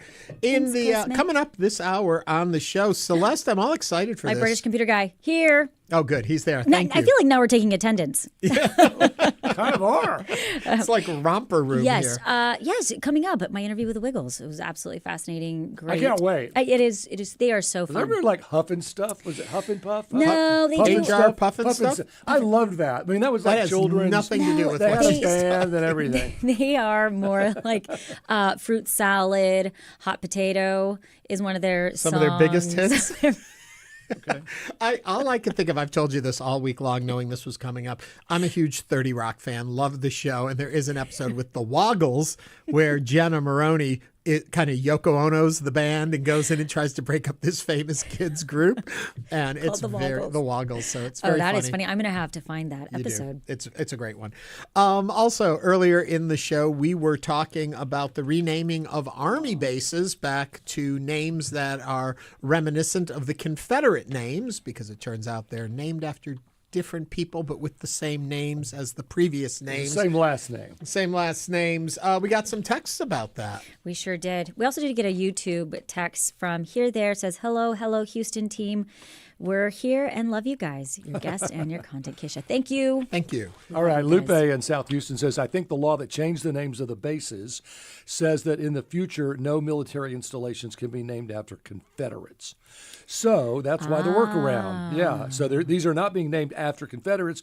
It's just these people they are being named after have the same last name as Confederates. I mean, anyway, so, and Lupe continues, but Trump gave the game away in his speech at Fort Bragg because he said they were changing it back to honor the Confederate heroes. Yikes, Yeah. but they lost. Well, they were on the wrong side of history, too. The South, right? The South lost the yes, Civil War? correct. Okay. Ernie, you made a face like I was wrong. And I was like, Well, I mean, how do you have a hero who this loses, is right? right? Yeah, I mean, And all this There talk can be heroic fighters on all sides. Oh, well, we lost at the Alamo. Right. But And that we doesn't honor- make you We honor a lot of the people the that fought at the champion. Alamo. What did Jolene have to say from the Heights? I think this is another veil to hide what's really going on in the administration. Renaming bases is something for people to talk about, which we've been doing, so they don't see what's behind the curtain. More stripping away of your rights. I feel like this is when I should say like a mom quote that says, hurt people hurt people. And here's another quote. If you can't change the people, change the people. Interesting. Yeah. No, And that's when my Celeste and my Frank- election speech right there. When You Celeste and change the Frank, people. If you can't change the people, change the people. Vote. when the two of you are done writing fortune cookie little slips, we will move on. Which, by the way, if you like this banter, tomorrow Frank and I are here. Yeah, where are you earning? Yeah, Where are you going, Ernie? okay. So I have been a member of Houston Public Media, an employee of Houston Public Media for almost 30 years. Why do I bring that up? Because you can't find another job? No, because I love it here. And because when you're here long enough, they keep giving you vacation time, but you got to take it or you lose it by the end of August. So I got to take a whole bunch of vacation time. So I'm going to be in and out a bit. Can you guys hold down the fort For the summer. when I have to leave? Yeah. So Oh. tomorrow will be that first day that I'm going to get to. And these are my big plans. I looked at my house and I said, I'm off tomorrow. I can clean my refrigerator. Yikes. That's the exciting life I live. Well, we won't be. We'll be here. Frank and I are going to be here bringing you all the hot headlines and And good the weather. banter and Frank, the weather. Frank, Sounds what's like going we have an on? emergency alert coming, by the way. So we're going to be under flood watch at least through tomorrow evening, and that'll probably. My experience is we continue to see these things get extended when we have rain in the forecast. We had heavy storms this morning. Things have begun to move out of here, which is nice. We're still getting drippy skies. And that's usually when you get the big accidents because people say, oh, it's not raining that hard. I can drive faster now. Mm-hmm. And then they slide on the rain and then they cause problems there. So that's part of the issue. So slow down. Be careful. There are no big, heavy rainstorms out there right now, but we will see potential for more rain right on through the weekend. I do want to make another point, too, when we talk about flooding, is the fact that just because the rain stops doesn't mean the threat is gone, correct? Correct. Because it can still surge. Especially on the come up. rivers. Yeah. So you have As to always things watch drain in from all over the area, then those rivers get higher. And so keep an eye out. Follow the warnings that are put out there for us. Remember, your thoughts, comments, feelings about any of the topics we're talking about. We got a lot of response about the names of bases being changed. Share them with us. Either call or text at 713-440-8870. But on to our next news story. That's right. An update of on our story from yesterday. Houston Mayor John Whitmire dismissed a letter from U.S. Representative Wesley Hunt, claiming that more than 1,800 riots had been planned at locations across the country, including our city of Houston, over the coming weekend. Whitmire rebuffed Hunt's letter, offering further federal help during a city council meeting on Wednesday. On Tuesday, Hunt sent a letter to him and Harris County Judge Lina Hidalgo, pointing to violent clashes between protesters and law enforcement in Los Angeles and saying Harris County and Houston, quote, must adapt to a zero-tolerance policy for violent riots. Whitmire said, we have a great city and we encourage people to express their views and we respect their views. Wesley Hunt is a Republican. Representative said in a statement responding to Whitmire's comments that he has full faith that Mayor Whitmire will act decisively to keep Houstonians safe. The Houston No Kings event is this Saturday from 10 a.m. to 12 p.m. at Houston City Hall. Do you agree with Mayor Whitmire and that Houston can handle the protest, or do we need extra help? Give us a call, 713-440-8870. I see no problem with either of this communication. Again, I think it's healthy that our mayor is confident in our city. I think that Representative Hunt sending a letter saying, hey, I'm in D.C. If things get out of hand, we'll be there to help you. And I'm confident in our city. Absolutely. Yeah. I think that Gavin Newsom was targeted by the Trump administration because he's a blue governor, and so to speak, Democratic governor. I think that if I were playing it out, I would try to target all the blue governors so that I could turn all the blue governors red. And then I have a whole country that has red governors. And that's the power play that seems to be happening. Yeah. I mean, I can't see a reason. From everything I've seen, I don't see a reason for more National Guards and Marines to go into California. In fact, Newsom was saying that when they first got there, it was the local police that had to protect them. the National Guard. Right. So you see, that's how ridiculous this is. And when the governor of a state says, we don't need the National Guard, we don't need the Marines, I think you believe them. Right. If if Governor Greg Abbott said that, I think I would believe him. Right. Any governor I would believe. Sarah Huckabee I would believe. She asked for FEMA help and couldn't get it. What I think is so interesting is that, when we look at oftentimes, the Republican Party often refers to the states to make their decisions. And so this is one of those times where I do think living in this state of Texas, we do have clear communication between our federal government, our state government, as well as our local leaders. And this is just an example of what makes Texas great. Especially Whitmire, because he was there with the state as a state representative for years. So he knows a lot of the players. And I think we can all agree with the line that Harris County and Houston must adopt a zero-tolerance policy for violent riots. Absolutely. And I think everyone agrees to that. I just want to make sure that we apply that across the board to all violent riots.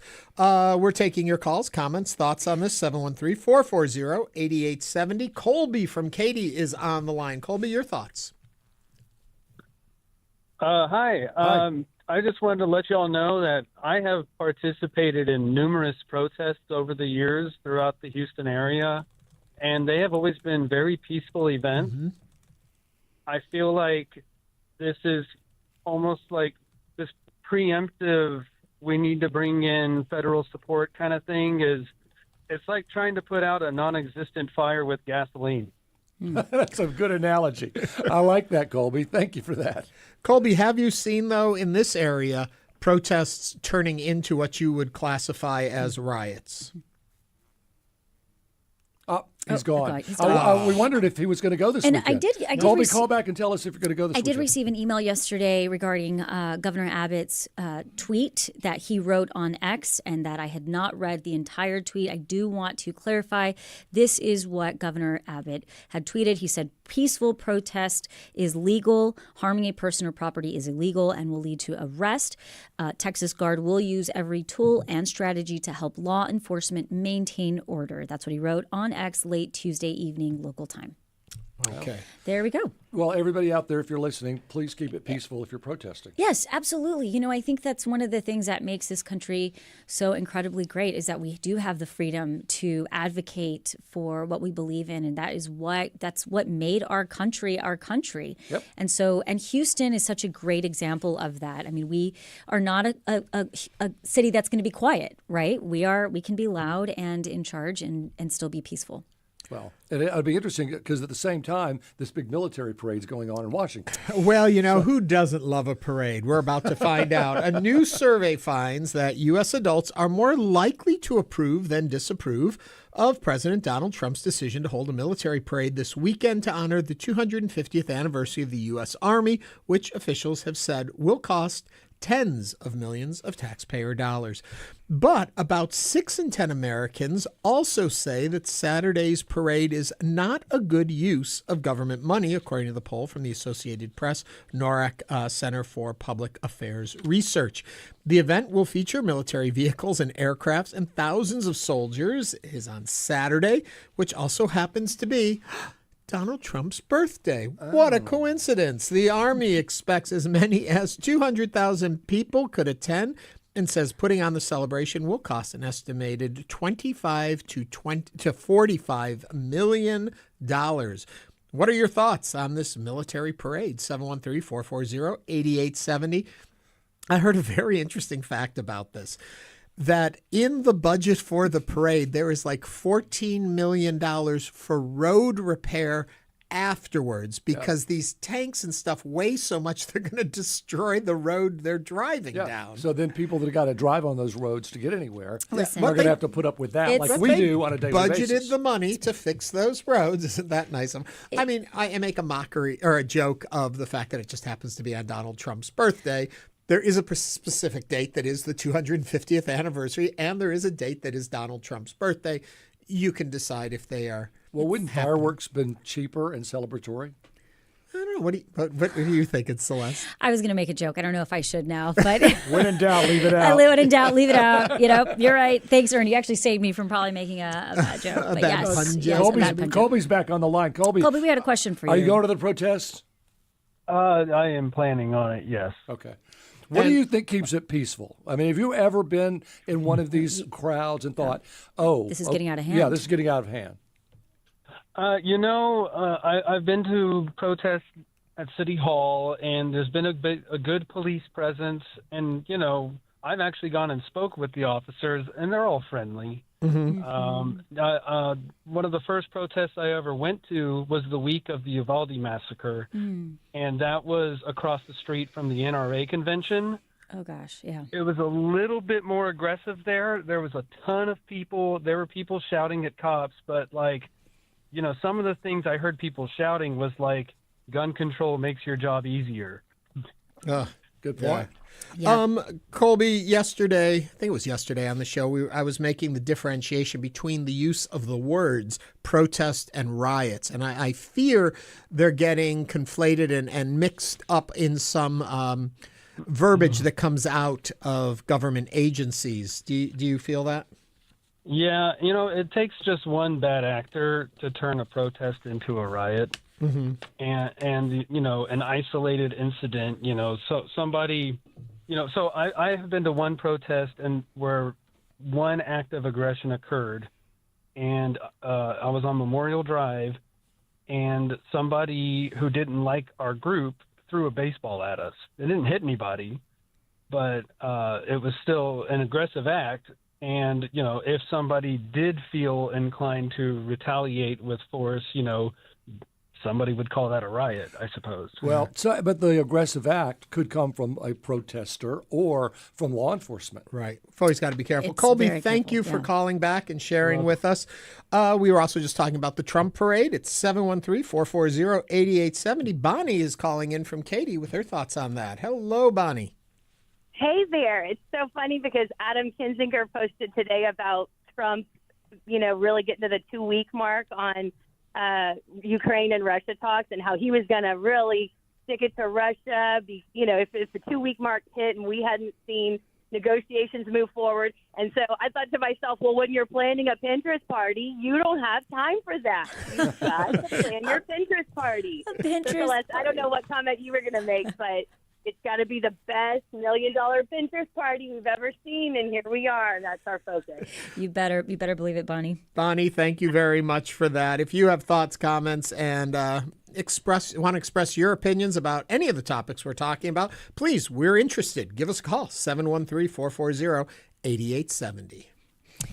Coming up on Hello Houston, we'll talk with Rice University's Dr. Weston Twardowski about a special project to preserve the voices and stories of Indigenous people right here in Texas.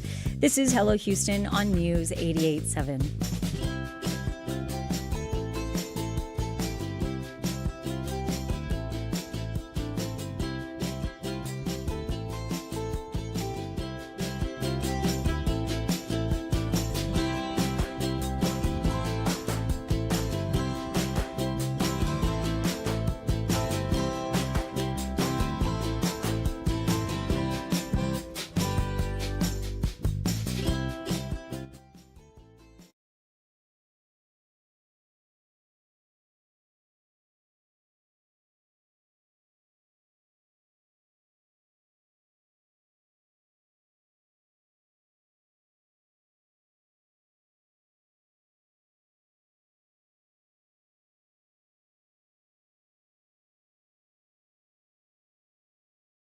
The National Weather Service has issued a flood warning for Liberty, Texas, Harris, Texas, and Galveston, Texas, beginning at 12:08 p.m.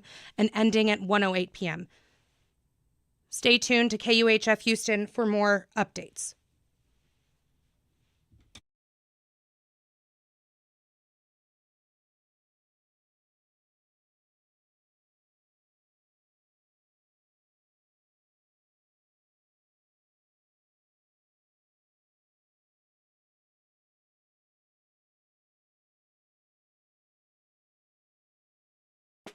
In the past 5 years, people over 60 in this economy have increased their spending more than any other age group has. We really are not super big spenders, but we don't have a budget either. I'm Kai Rizdal, the lived economy of living retired. Next time on Marketplace.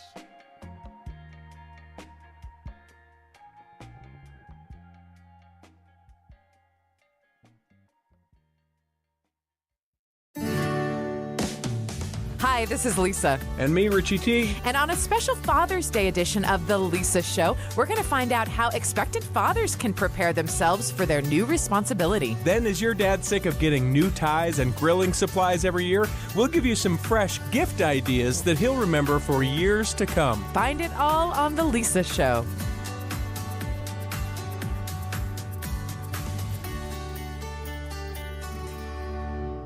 Houston Public Media is rooted in our community. We show up at school board meetings, city council votes, and neighborhood events. That's how you stay informed about what's happening around you through deep local reporting that brings clarity and insight. Your support powers this public service, so Greater Houston stays informed, connected, and safe. Support local journalism right now at houstonpublicmedia.org/donate or call 888-909-0887.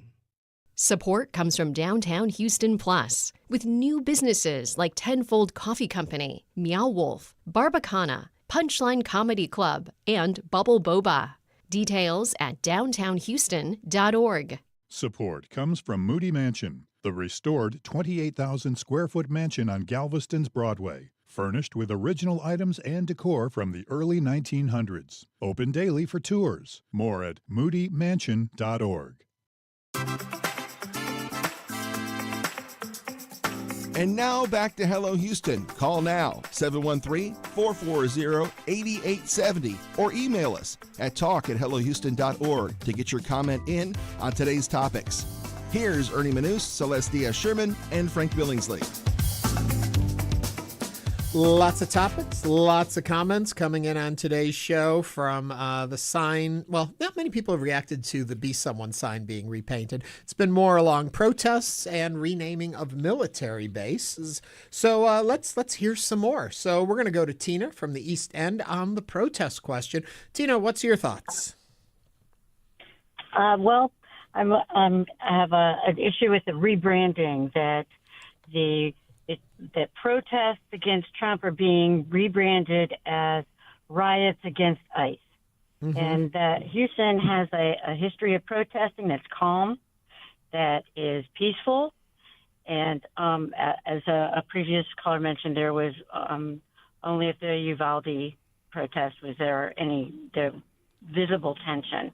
Mm-hmm. And I also want to do a shout out to Rep. Christina Morales for sending out what your rights are when you're protesting and what is a peaceful protest and what isn't. So kudos to her. Tina, thank you very much for those comments at 713-440-8870. Arthur is also on the line from West Houston. Arthur, what are you thinking? Hi, I'm wondering what you think of the fact that the U.S. Army, the U.S. Navy, and the Marine Corps all have 250th birthdays this year. Please check me on that. And how it came to be just a coincidence that the one being celebrated happens to be on Trump's birthday. That's all. Arthur, thank you for that interesting query there. Happens to be what? On Trump's birthday. Oh, well, there you go. Yeah. What more can we say about that? If you have an opinion, a thought, a comment you want to share with us, our phone lines are open. 713-440-8870. Last fall, Rice University's Dr. Weston Twardowski and a team of Rice students teamed up with the Texas Tribal Buffalo Project to start an oral history archive to preserve the voices and stories of Indigenous people right here in Texas. The project is titled Living Memory, an Oral History Project to Strengthen Native Sovereignty in Texas. To tell us more, we welcome Dr. Weston Twardowski to the program, Associate Director for the Center for Environmental Studies and the Sustainability Institute's Eco Study at Rice University. Dr. Twardowski, welcome to Hello Houston. Whoops, I believe you're muted. Can't quite hear you yet. Oh, there you go. There you go. You're back. Okay. All right. There we go. Thanks so much for having me. I'm delighted to join. Yeah. So excited to get to chat with you. Yeah. So tell us a little bit about this project and what spurred it and sparked it for it to come to life. Absolutely. So I've worked with different tribes of Indigenous folks from around the country for the last 3 or 4 years now on a variety of kind of different research projects looking at sovereignty and strength and tribal support and ways to really help folks strengthen their communities all over the country. And I took a job at Rice about 3 years ago now and quickly started trying to build some connection with the broader Texas Native community, and quickly met Lucille Contreras, who is the founding executive director of the Texas Tribal Buffalo Project, which is an organization about 2 hours outside of Houston doing really outstanding work thinking about bison and the history of Indigenous peoples alongside bison, and really trying to reconnect Indigenous peoples all over the country to this animal that has been a major food source, a major life way, a part of cosmology in important ways. So they were doing outstanding work, and I met Lucille and was excited to get to partner with her originally on a data survey of Indigenous peoples across the state, really thinking about resilience for different communities all over.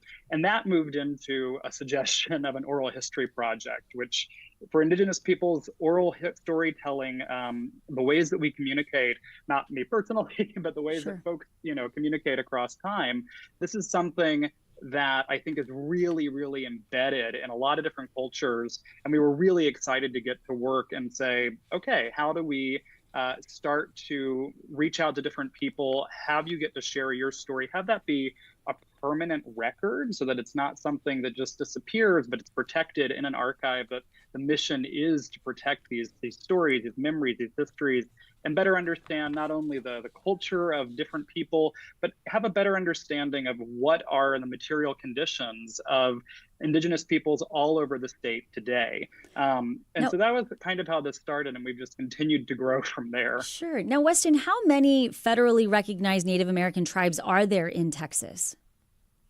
There are 3.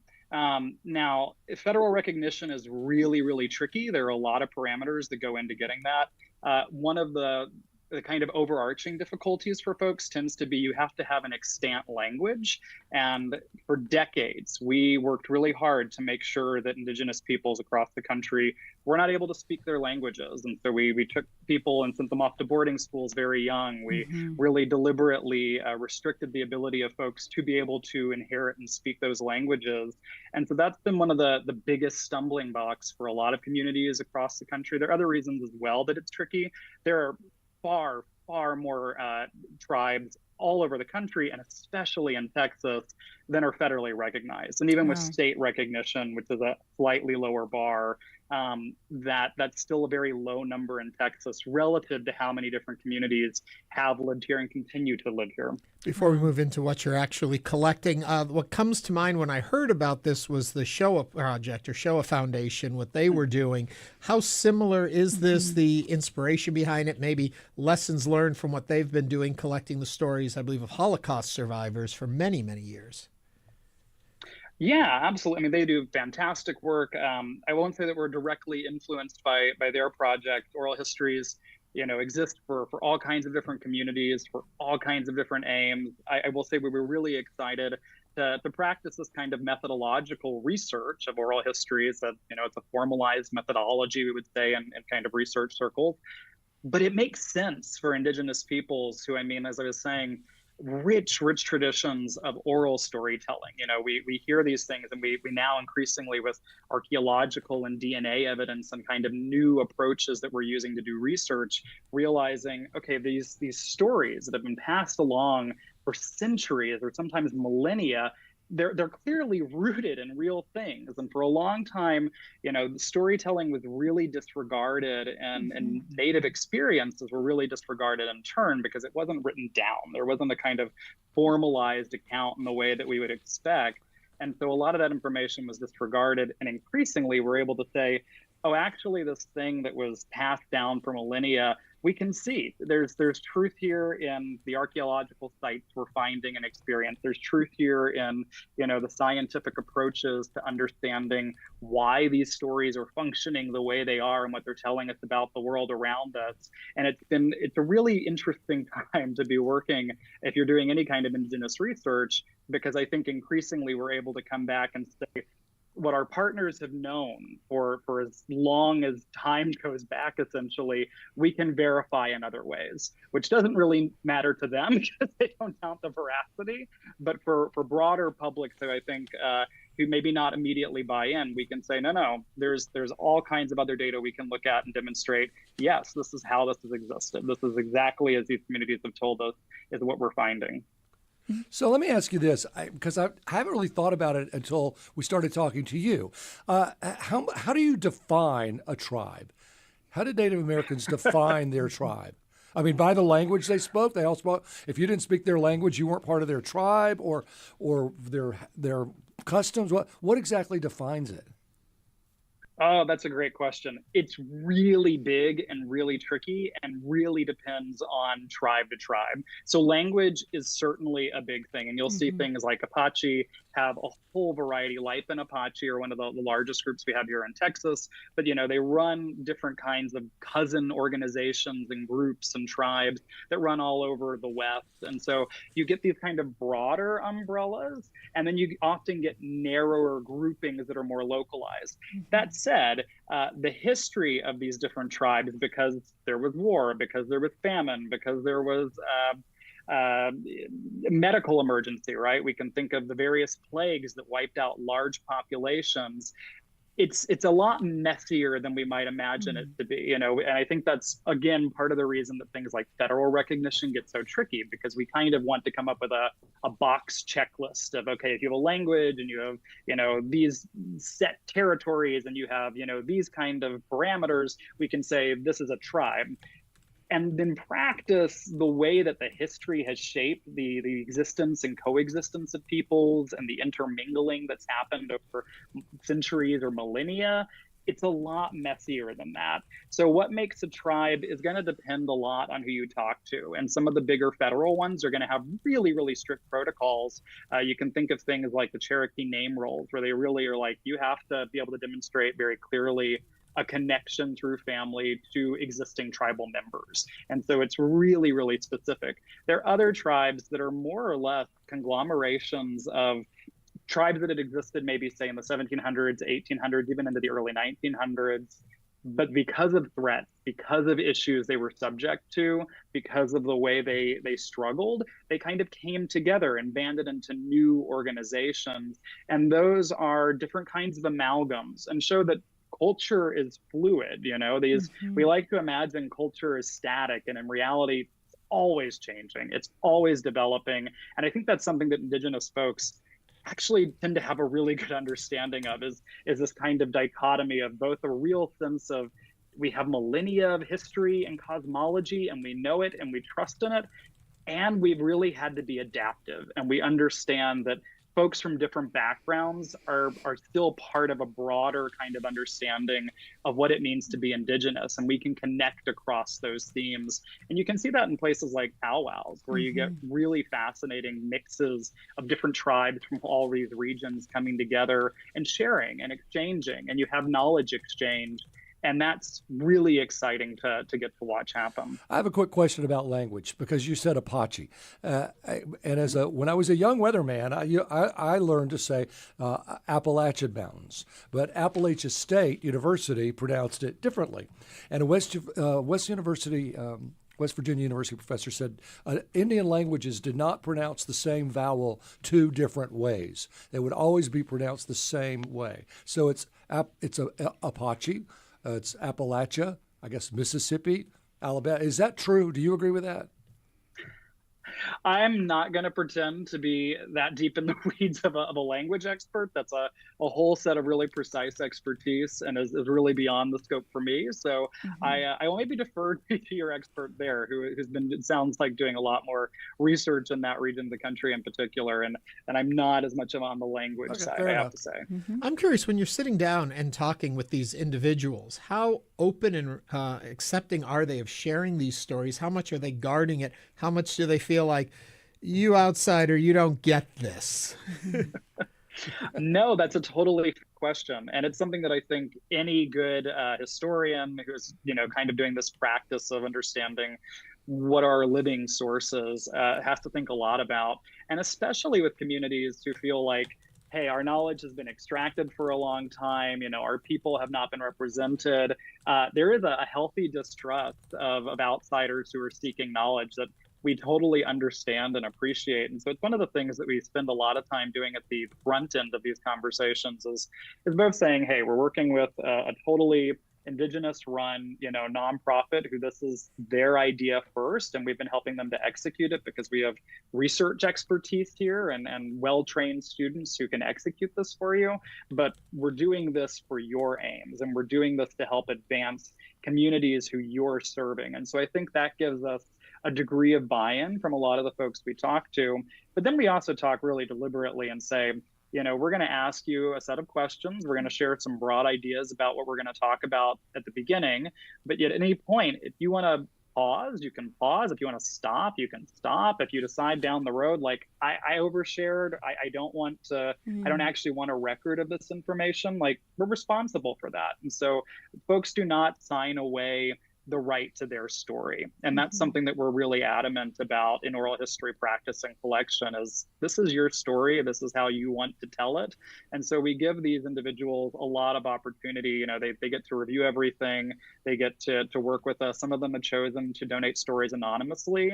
But a lot of it also really goes back to why are you doing this project? Like, why do you want to know this? And that we can clearly say, we want there to be more accessible tools, especially in a moment. This is something that we've found in the histories. It's been really exciting where, especially because of things like DNA testing, all kinds of folks are suddenly coming to the realization, oh, I'm actually 40% Indigenous. I have, a very clear path and part of my history that I didn't know about. And I want to be able to know more about that and connect to it and learn about it. And so creating this archive is really meant to help these folks who are coming to a history and a past that they just didn't even know they had, and trying to say, and be an intervention to, we know Indigenous peoples across the country, populations have dwindled. There has, as I said, wars, famine, plague, straight up mass relocation movement. This is a violent and hard history that means that there just aren't as many Indigenous peoples as we would have seen a century ago, certainly not centuries ago. And so trying to say, we want to store your story. We want to store this history for you so that we don't lose more of it, because we know these communities have lost tremendous amounts. How can we help you hold that? And folks have been really receptive to that. Weston, what do you think is so powerful about these stories that you heard? Were there any trends that you, as you sat and listened to all of these stories, were there trends or patterns that you heard through these stories? Absolutely. So the first one that I think really comes to mind is what I was kind of hinting at, which is just the number of folks who are realizing now that they actually have strong Indigenous heritage. And sometimes that's, as I mentioned, through things like DNA testing. Sometimes it's also just changing cultural circumstances where 30, 40, 50 years ago, folks were raised in climate where the idea of admitting they were Indigenous was going to put their lives at risk or put their careers at risk. And so it was much more hidden, not talked about, much more concealed. And, I got to tell you, I've talked to 3 or 4 different people now who are in their 30s who will talk about, I was 28 or I was 30 and my grandmother said something about, oh, well, of course, we're Cherokee. And it was the first time in my life that I realized I had this heritage, that I never knew that until I was 20 something, 30 something. And so there's this group of folks we're encountering who are really, really fascinated by that, who want to know more, who want to become involved in different communities and are actively searching out ways to meet other Indigenous peoples, to meet other folks from their communities and background, to learn about their history, to learn about what resources might exist for them. And so that's a lot of what we're trying to do is build that up. But hearing those stories again and again has been really meaningful and moving, because I think for any of us, we can relate to, if you suddenly found out, tomorrow that you're 40% Japanese or, Australian or whatever it may be, I think it shapes how we understand where we come from, what those stories are, and makes us suddenly realize I don't know so much about my background and I want to.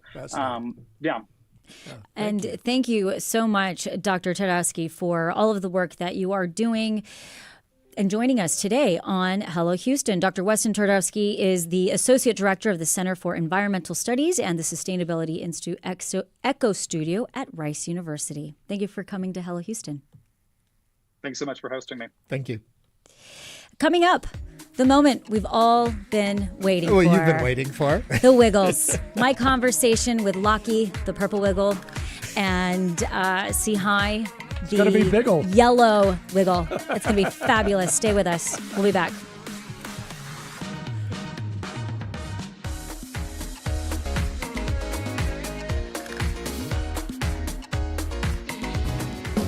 The next time I fainted was also in a movie. Again, I wish I could tell you it was a Sam Peckinpah film, but in fact the movie was All That Jazz.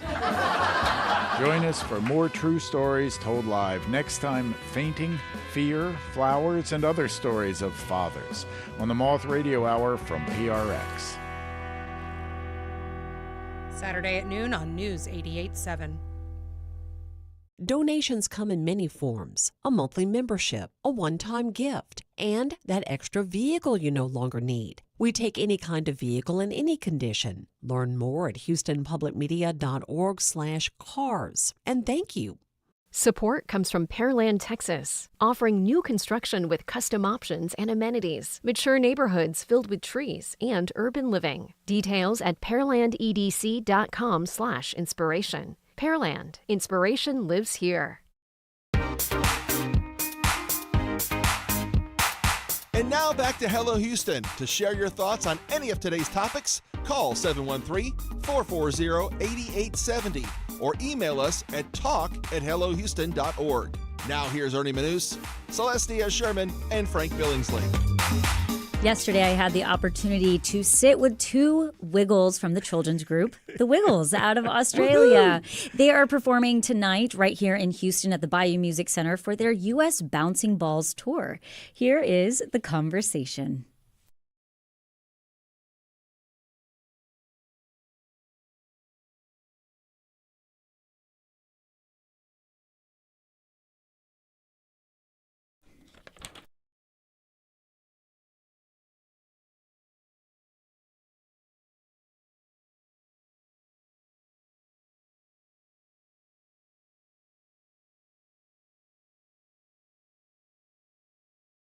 Was reading that this is the first time in 5 years you all have gone on this extensive of a tour. So obviously, welcome to Texas. Where have you been so far? We've just got back from the UK, and then we landed in Vancouver, did 3 shows in Vancouver, popped into LA, did shows there, and we have driven across the country. We're here for another right on a month. Yeah, I think one more month, yeah. Ending in New York and Toronto to finish this massive, 6 weeks we're here. That is amazing. So I'm not sure a lot of people know this fun fact unless you're really entrenched in Houston's oil and gas industry. But Houston is a sister city to Perth, Western Australia. And Lachlan, when you are popping into the different cities, do you get the opportunity to really kind of get the vibe and explore and kind of get a feel for the audience at all? Oh, I think, very quickly at the start of a show, we get a beautiful sense of what the audience is like right from the get-go. We actually start the show with Bouncing Balls, which is Big Balls in Cowtown, the really old country song. So I feel like the audience tonight will really know what that song is, being here in beautiful Texas. So Anthony's freaking out because Mel Haggard has performed on the stage we're about to perform on. Yes. So yeah, every single audience is special, but there's a part in the show that Anthony asked me to wake up and just come up with a song about the city I'm in. Oh my gosh. Which doesn't go well sometimes. Yesterday in San Antonio, it went really well because so I've got to make sure it's right tonight. Yes, and you guys are in Austin, is that right? Yes, we are. And then you guys will be performing in Houston Thursday night. And so you touched a little bit about that. This year has been a big year for you guys. Obviously, you're on this major tour, but you also just released a country album, Wiggle Up, Giddy Up. So, Lucky, what made you feel the need to go country? Well, the original Wiggles went country quite a few years ago, and I think it just kind of felt like the right time. This was in the works for kind of 3 years almost. And yeah, for those who don't know, we have collaborated with some of the biggest artists in the world, no more so than Dolly Parton herself is on the album. She sent us 3 songs to work through. We put our vocals down. Hearing her vocals live still was something special that we all kind of were amazed with. Orville Peck's on the album. It's just it feels like the right time to do this, and I think even more special now that we're in America and we get to perform a few of the songs from the album. Yeah. And Sahai, what does it mean to you to be kind of in this new genre of country music and dancing to that? What is that like for you? Oh, it's so cool. I didn't realize how much country songs I knew until we started diving into making the album and getting ideas and vibes from different things. I was like, oh my goodness, I actually do know a lot of country music. And I think kind of all of us started, Lockie and Anthony especially love country music. They're always playing it when we're on the road and in sound check and breaks. Hey. Look, Lockie's rocking the country hat right now. Love it. But Love it. I think learning dancing, even tonight we're in Austin, so we're going to go and do some boot scooting. We're loving it. Yeah. So I'm just having the best time. I think we're embracing the very much honky-tonky vibes. Yes. Loving it. Honky-tonky vibes. I think I absolutely love that. Now, it became very interesting to me how, as I was preparing for this interview, I very quickly realized that no matter the age of the person I was talking to, the second that I would say, I'm interviewing the Wiggles, they would name a Wiggle of their time. Most often it was obviously the OG, Anthony, the Blue Wiggle. But as a group that has been around for nearly 3 decades, Sahai, What does it mean to you as a young woman to be part of the Wiggles today? And can I even say maybe this is the upgraded version of the Wiggles, the latest version? Because you guys have an incredible team, and you're part of that, Sahai. What does that mean to you? It honestly means the world. I think the Wiggles are very, very iconic. I grew up watching them, and I don't mean just watching them, like I was a Wiggles fan. So I think it's pretty amazing that I now get to be a Wiggle. I never thought that'd be an opportunity in my lifetime, let alone be my full-time job forever, and I love it so much. But I think because the brand is so iconic, it's lasted for so long because it's what children love. It's bright music, bright colors.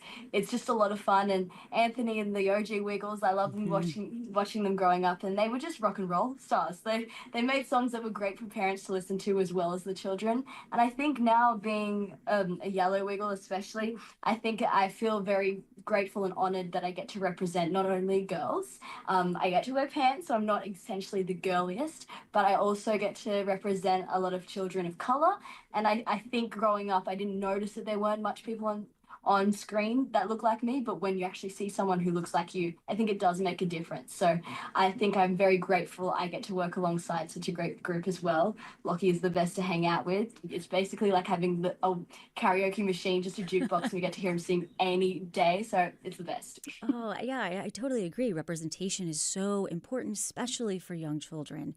Lockie, what do you think it is about the Wiggles that has made such an impact on millions of children and, like Sahai was saying, and parents alike throughout the years? What is the Wiggles' secret sauce, Lockie? A few things. I think number one, Anthony Wiggle, the fact that he is the creator behind it all. He's still here. He gets such a beautiful applause when he comes out, because I think people do recognize the longevity that he particularly has had. One of their biggest songs in America was Fruit Salad Yummy Yummy really early on, and that kind of sums it up. It's such a catchy tune. Everyone knows it, but it's about a simple message. We're not, telling the children to go eat healthy. We're just doing it in a really fun way, and I think the Wiggles has maintained that throughout. It's always fun. The show tonight will be full of laughs, a lot of from us, but also from the audience. And the parents and children come to the Wiggles show knowing it's a safe, wonderful, fun environment, and that has never changed over the 30 years. Anthony's 34 years now, which is just quite amazing. And what can people expect during the Bouncing Balls tour? I know you kind of mentioned that you opened the tour, you opened with the concert with huge bouncing balls. What else could you tell us that we can expect? Well, as you kind of mentioned before, there is 8 Wiggles now, so it's a jam-packed show full of so many different talents. Sahai is one of the most beautiful dancers you'll ever see, so full of energy. We've got big, strong John, Lucia, Anthony's daughter, who wears blue now. She is an amazing drum player. We play the whole show live, which I think is really special to see. But we've also got the Tree of Wisdom, which is taking the internet by storm. Yes. Very heavily featured. Talk to me a little bit about the Tree of Wisdom, because the Tree of Wisdom's become a TikTok sensation, really has taken over the internet. What do you think it is about the Tree of Wisdom that makes the Tree of Wisdom so special? I think he's so iconic, as in, I think, and we make this joke all the time, but he almost reminds you of that random uncle that loves to dance at a party function. And I feel like it's so real, as in most people dance like that, and it's just so funny to see it on a stage with extra energy. And also, like, this is just my personal opinion, but you know how people always say, look, Mom, I'm the tree? Like, as in, they were like the background character. The tree is the main character. And I just feel like that's why he's so iconic. It's just so funny. And so you mentioned that the whole gang is here. You have 8 Wiggles, OG Blue Wiggle Anthony, Simon, Lockie, Sahai, John, Lucia, Katerina, Evie, plus all of your Wiggly friends. How do you guys keep it fresh? When you are on tour like this, you're going city to city. How do you stay fresh? And also, how do y'all stay friends? Well, I must quickly add Captain Feathersword, the original, is on tour still from all those years ago with Anthony. He's as funny. But you know what? Anthony always says there is never one Wiggle show he hasn't enjoyed, and I think that's because every audience is new. We can be feeling jet lagged and tired, and we've just stepped off a tour bus. But as soon as you run out and you see the children's faces, like a lot of them first time they've seen a live show, and they're like, "Wow, what is?" It's the most beautiful energy you could ever ask for as a performer. So every show is different. We read signs out in the show if someone wants us to. I think today we're singing a song for someone. We're doing Jelly on a Plate, which wasn't on the set list because Anthony saw them before the show and they want that song. So every show is suited to the audience we're about to perform to, which keeps it fun for performers. Yeah, I bet. And what do you guys want families to take away from this tour?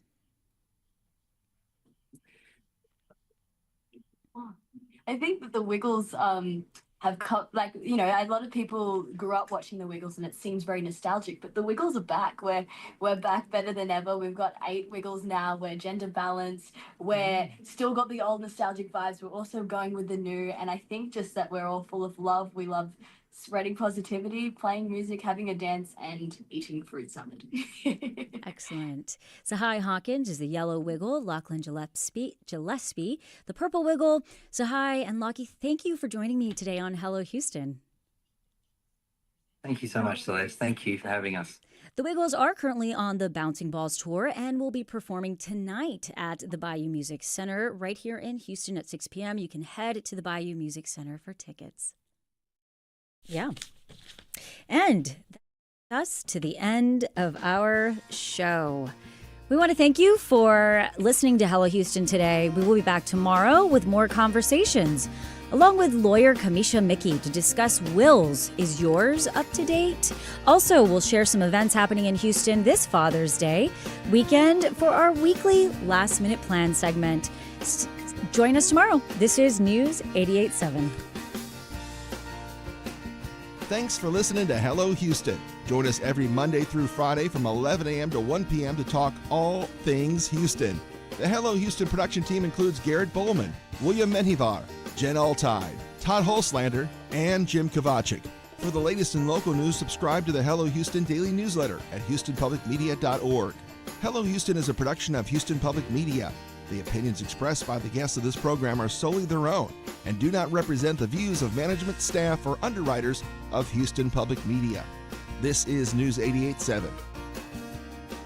Support Houston Public Media by donating a vehicle you no longer need. We'll take it in any condition. It's free to you, easy to do, and it could mean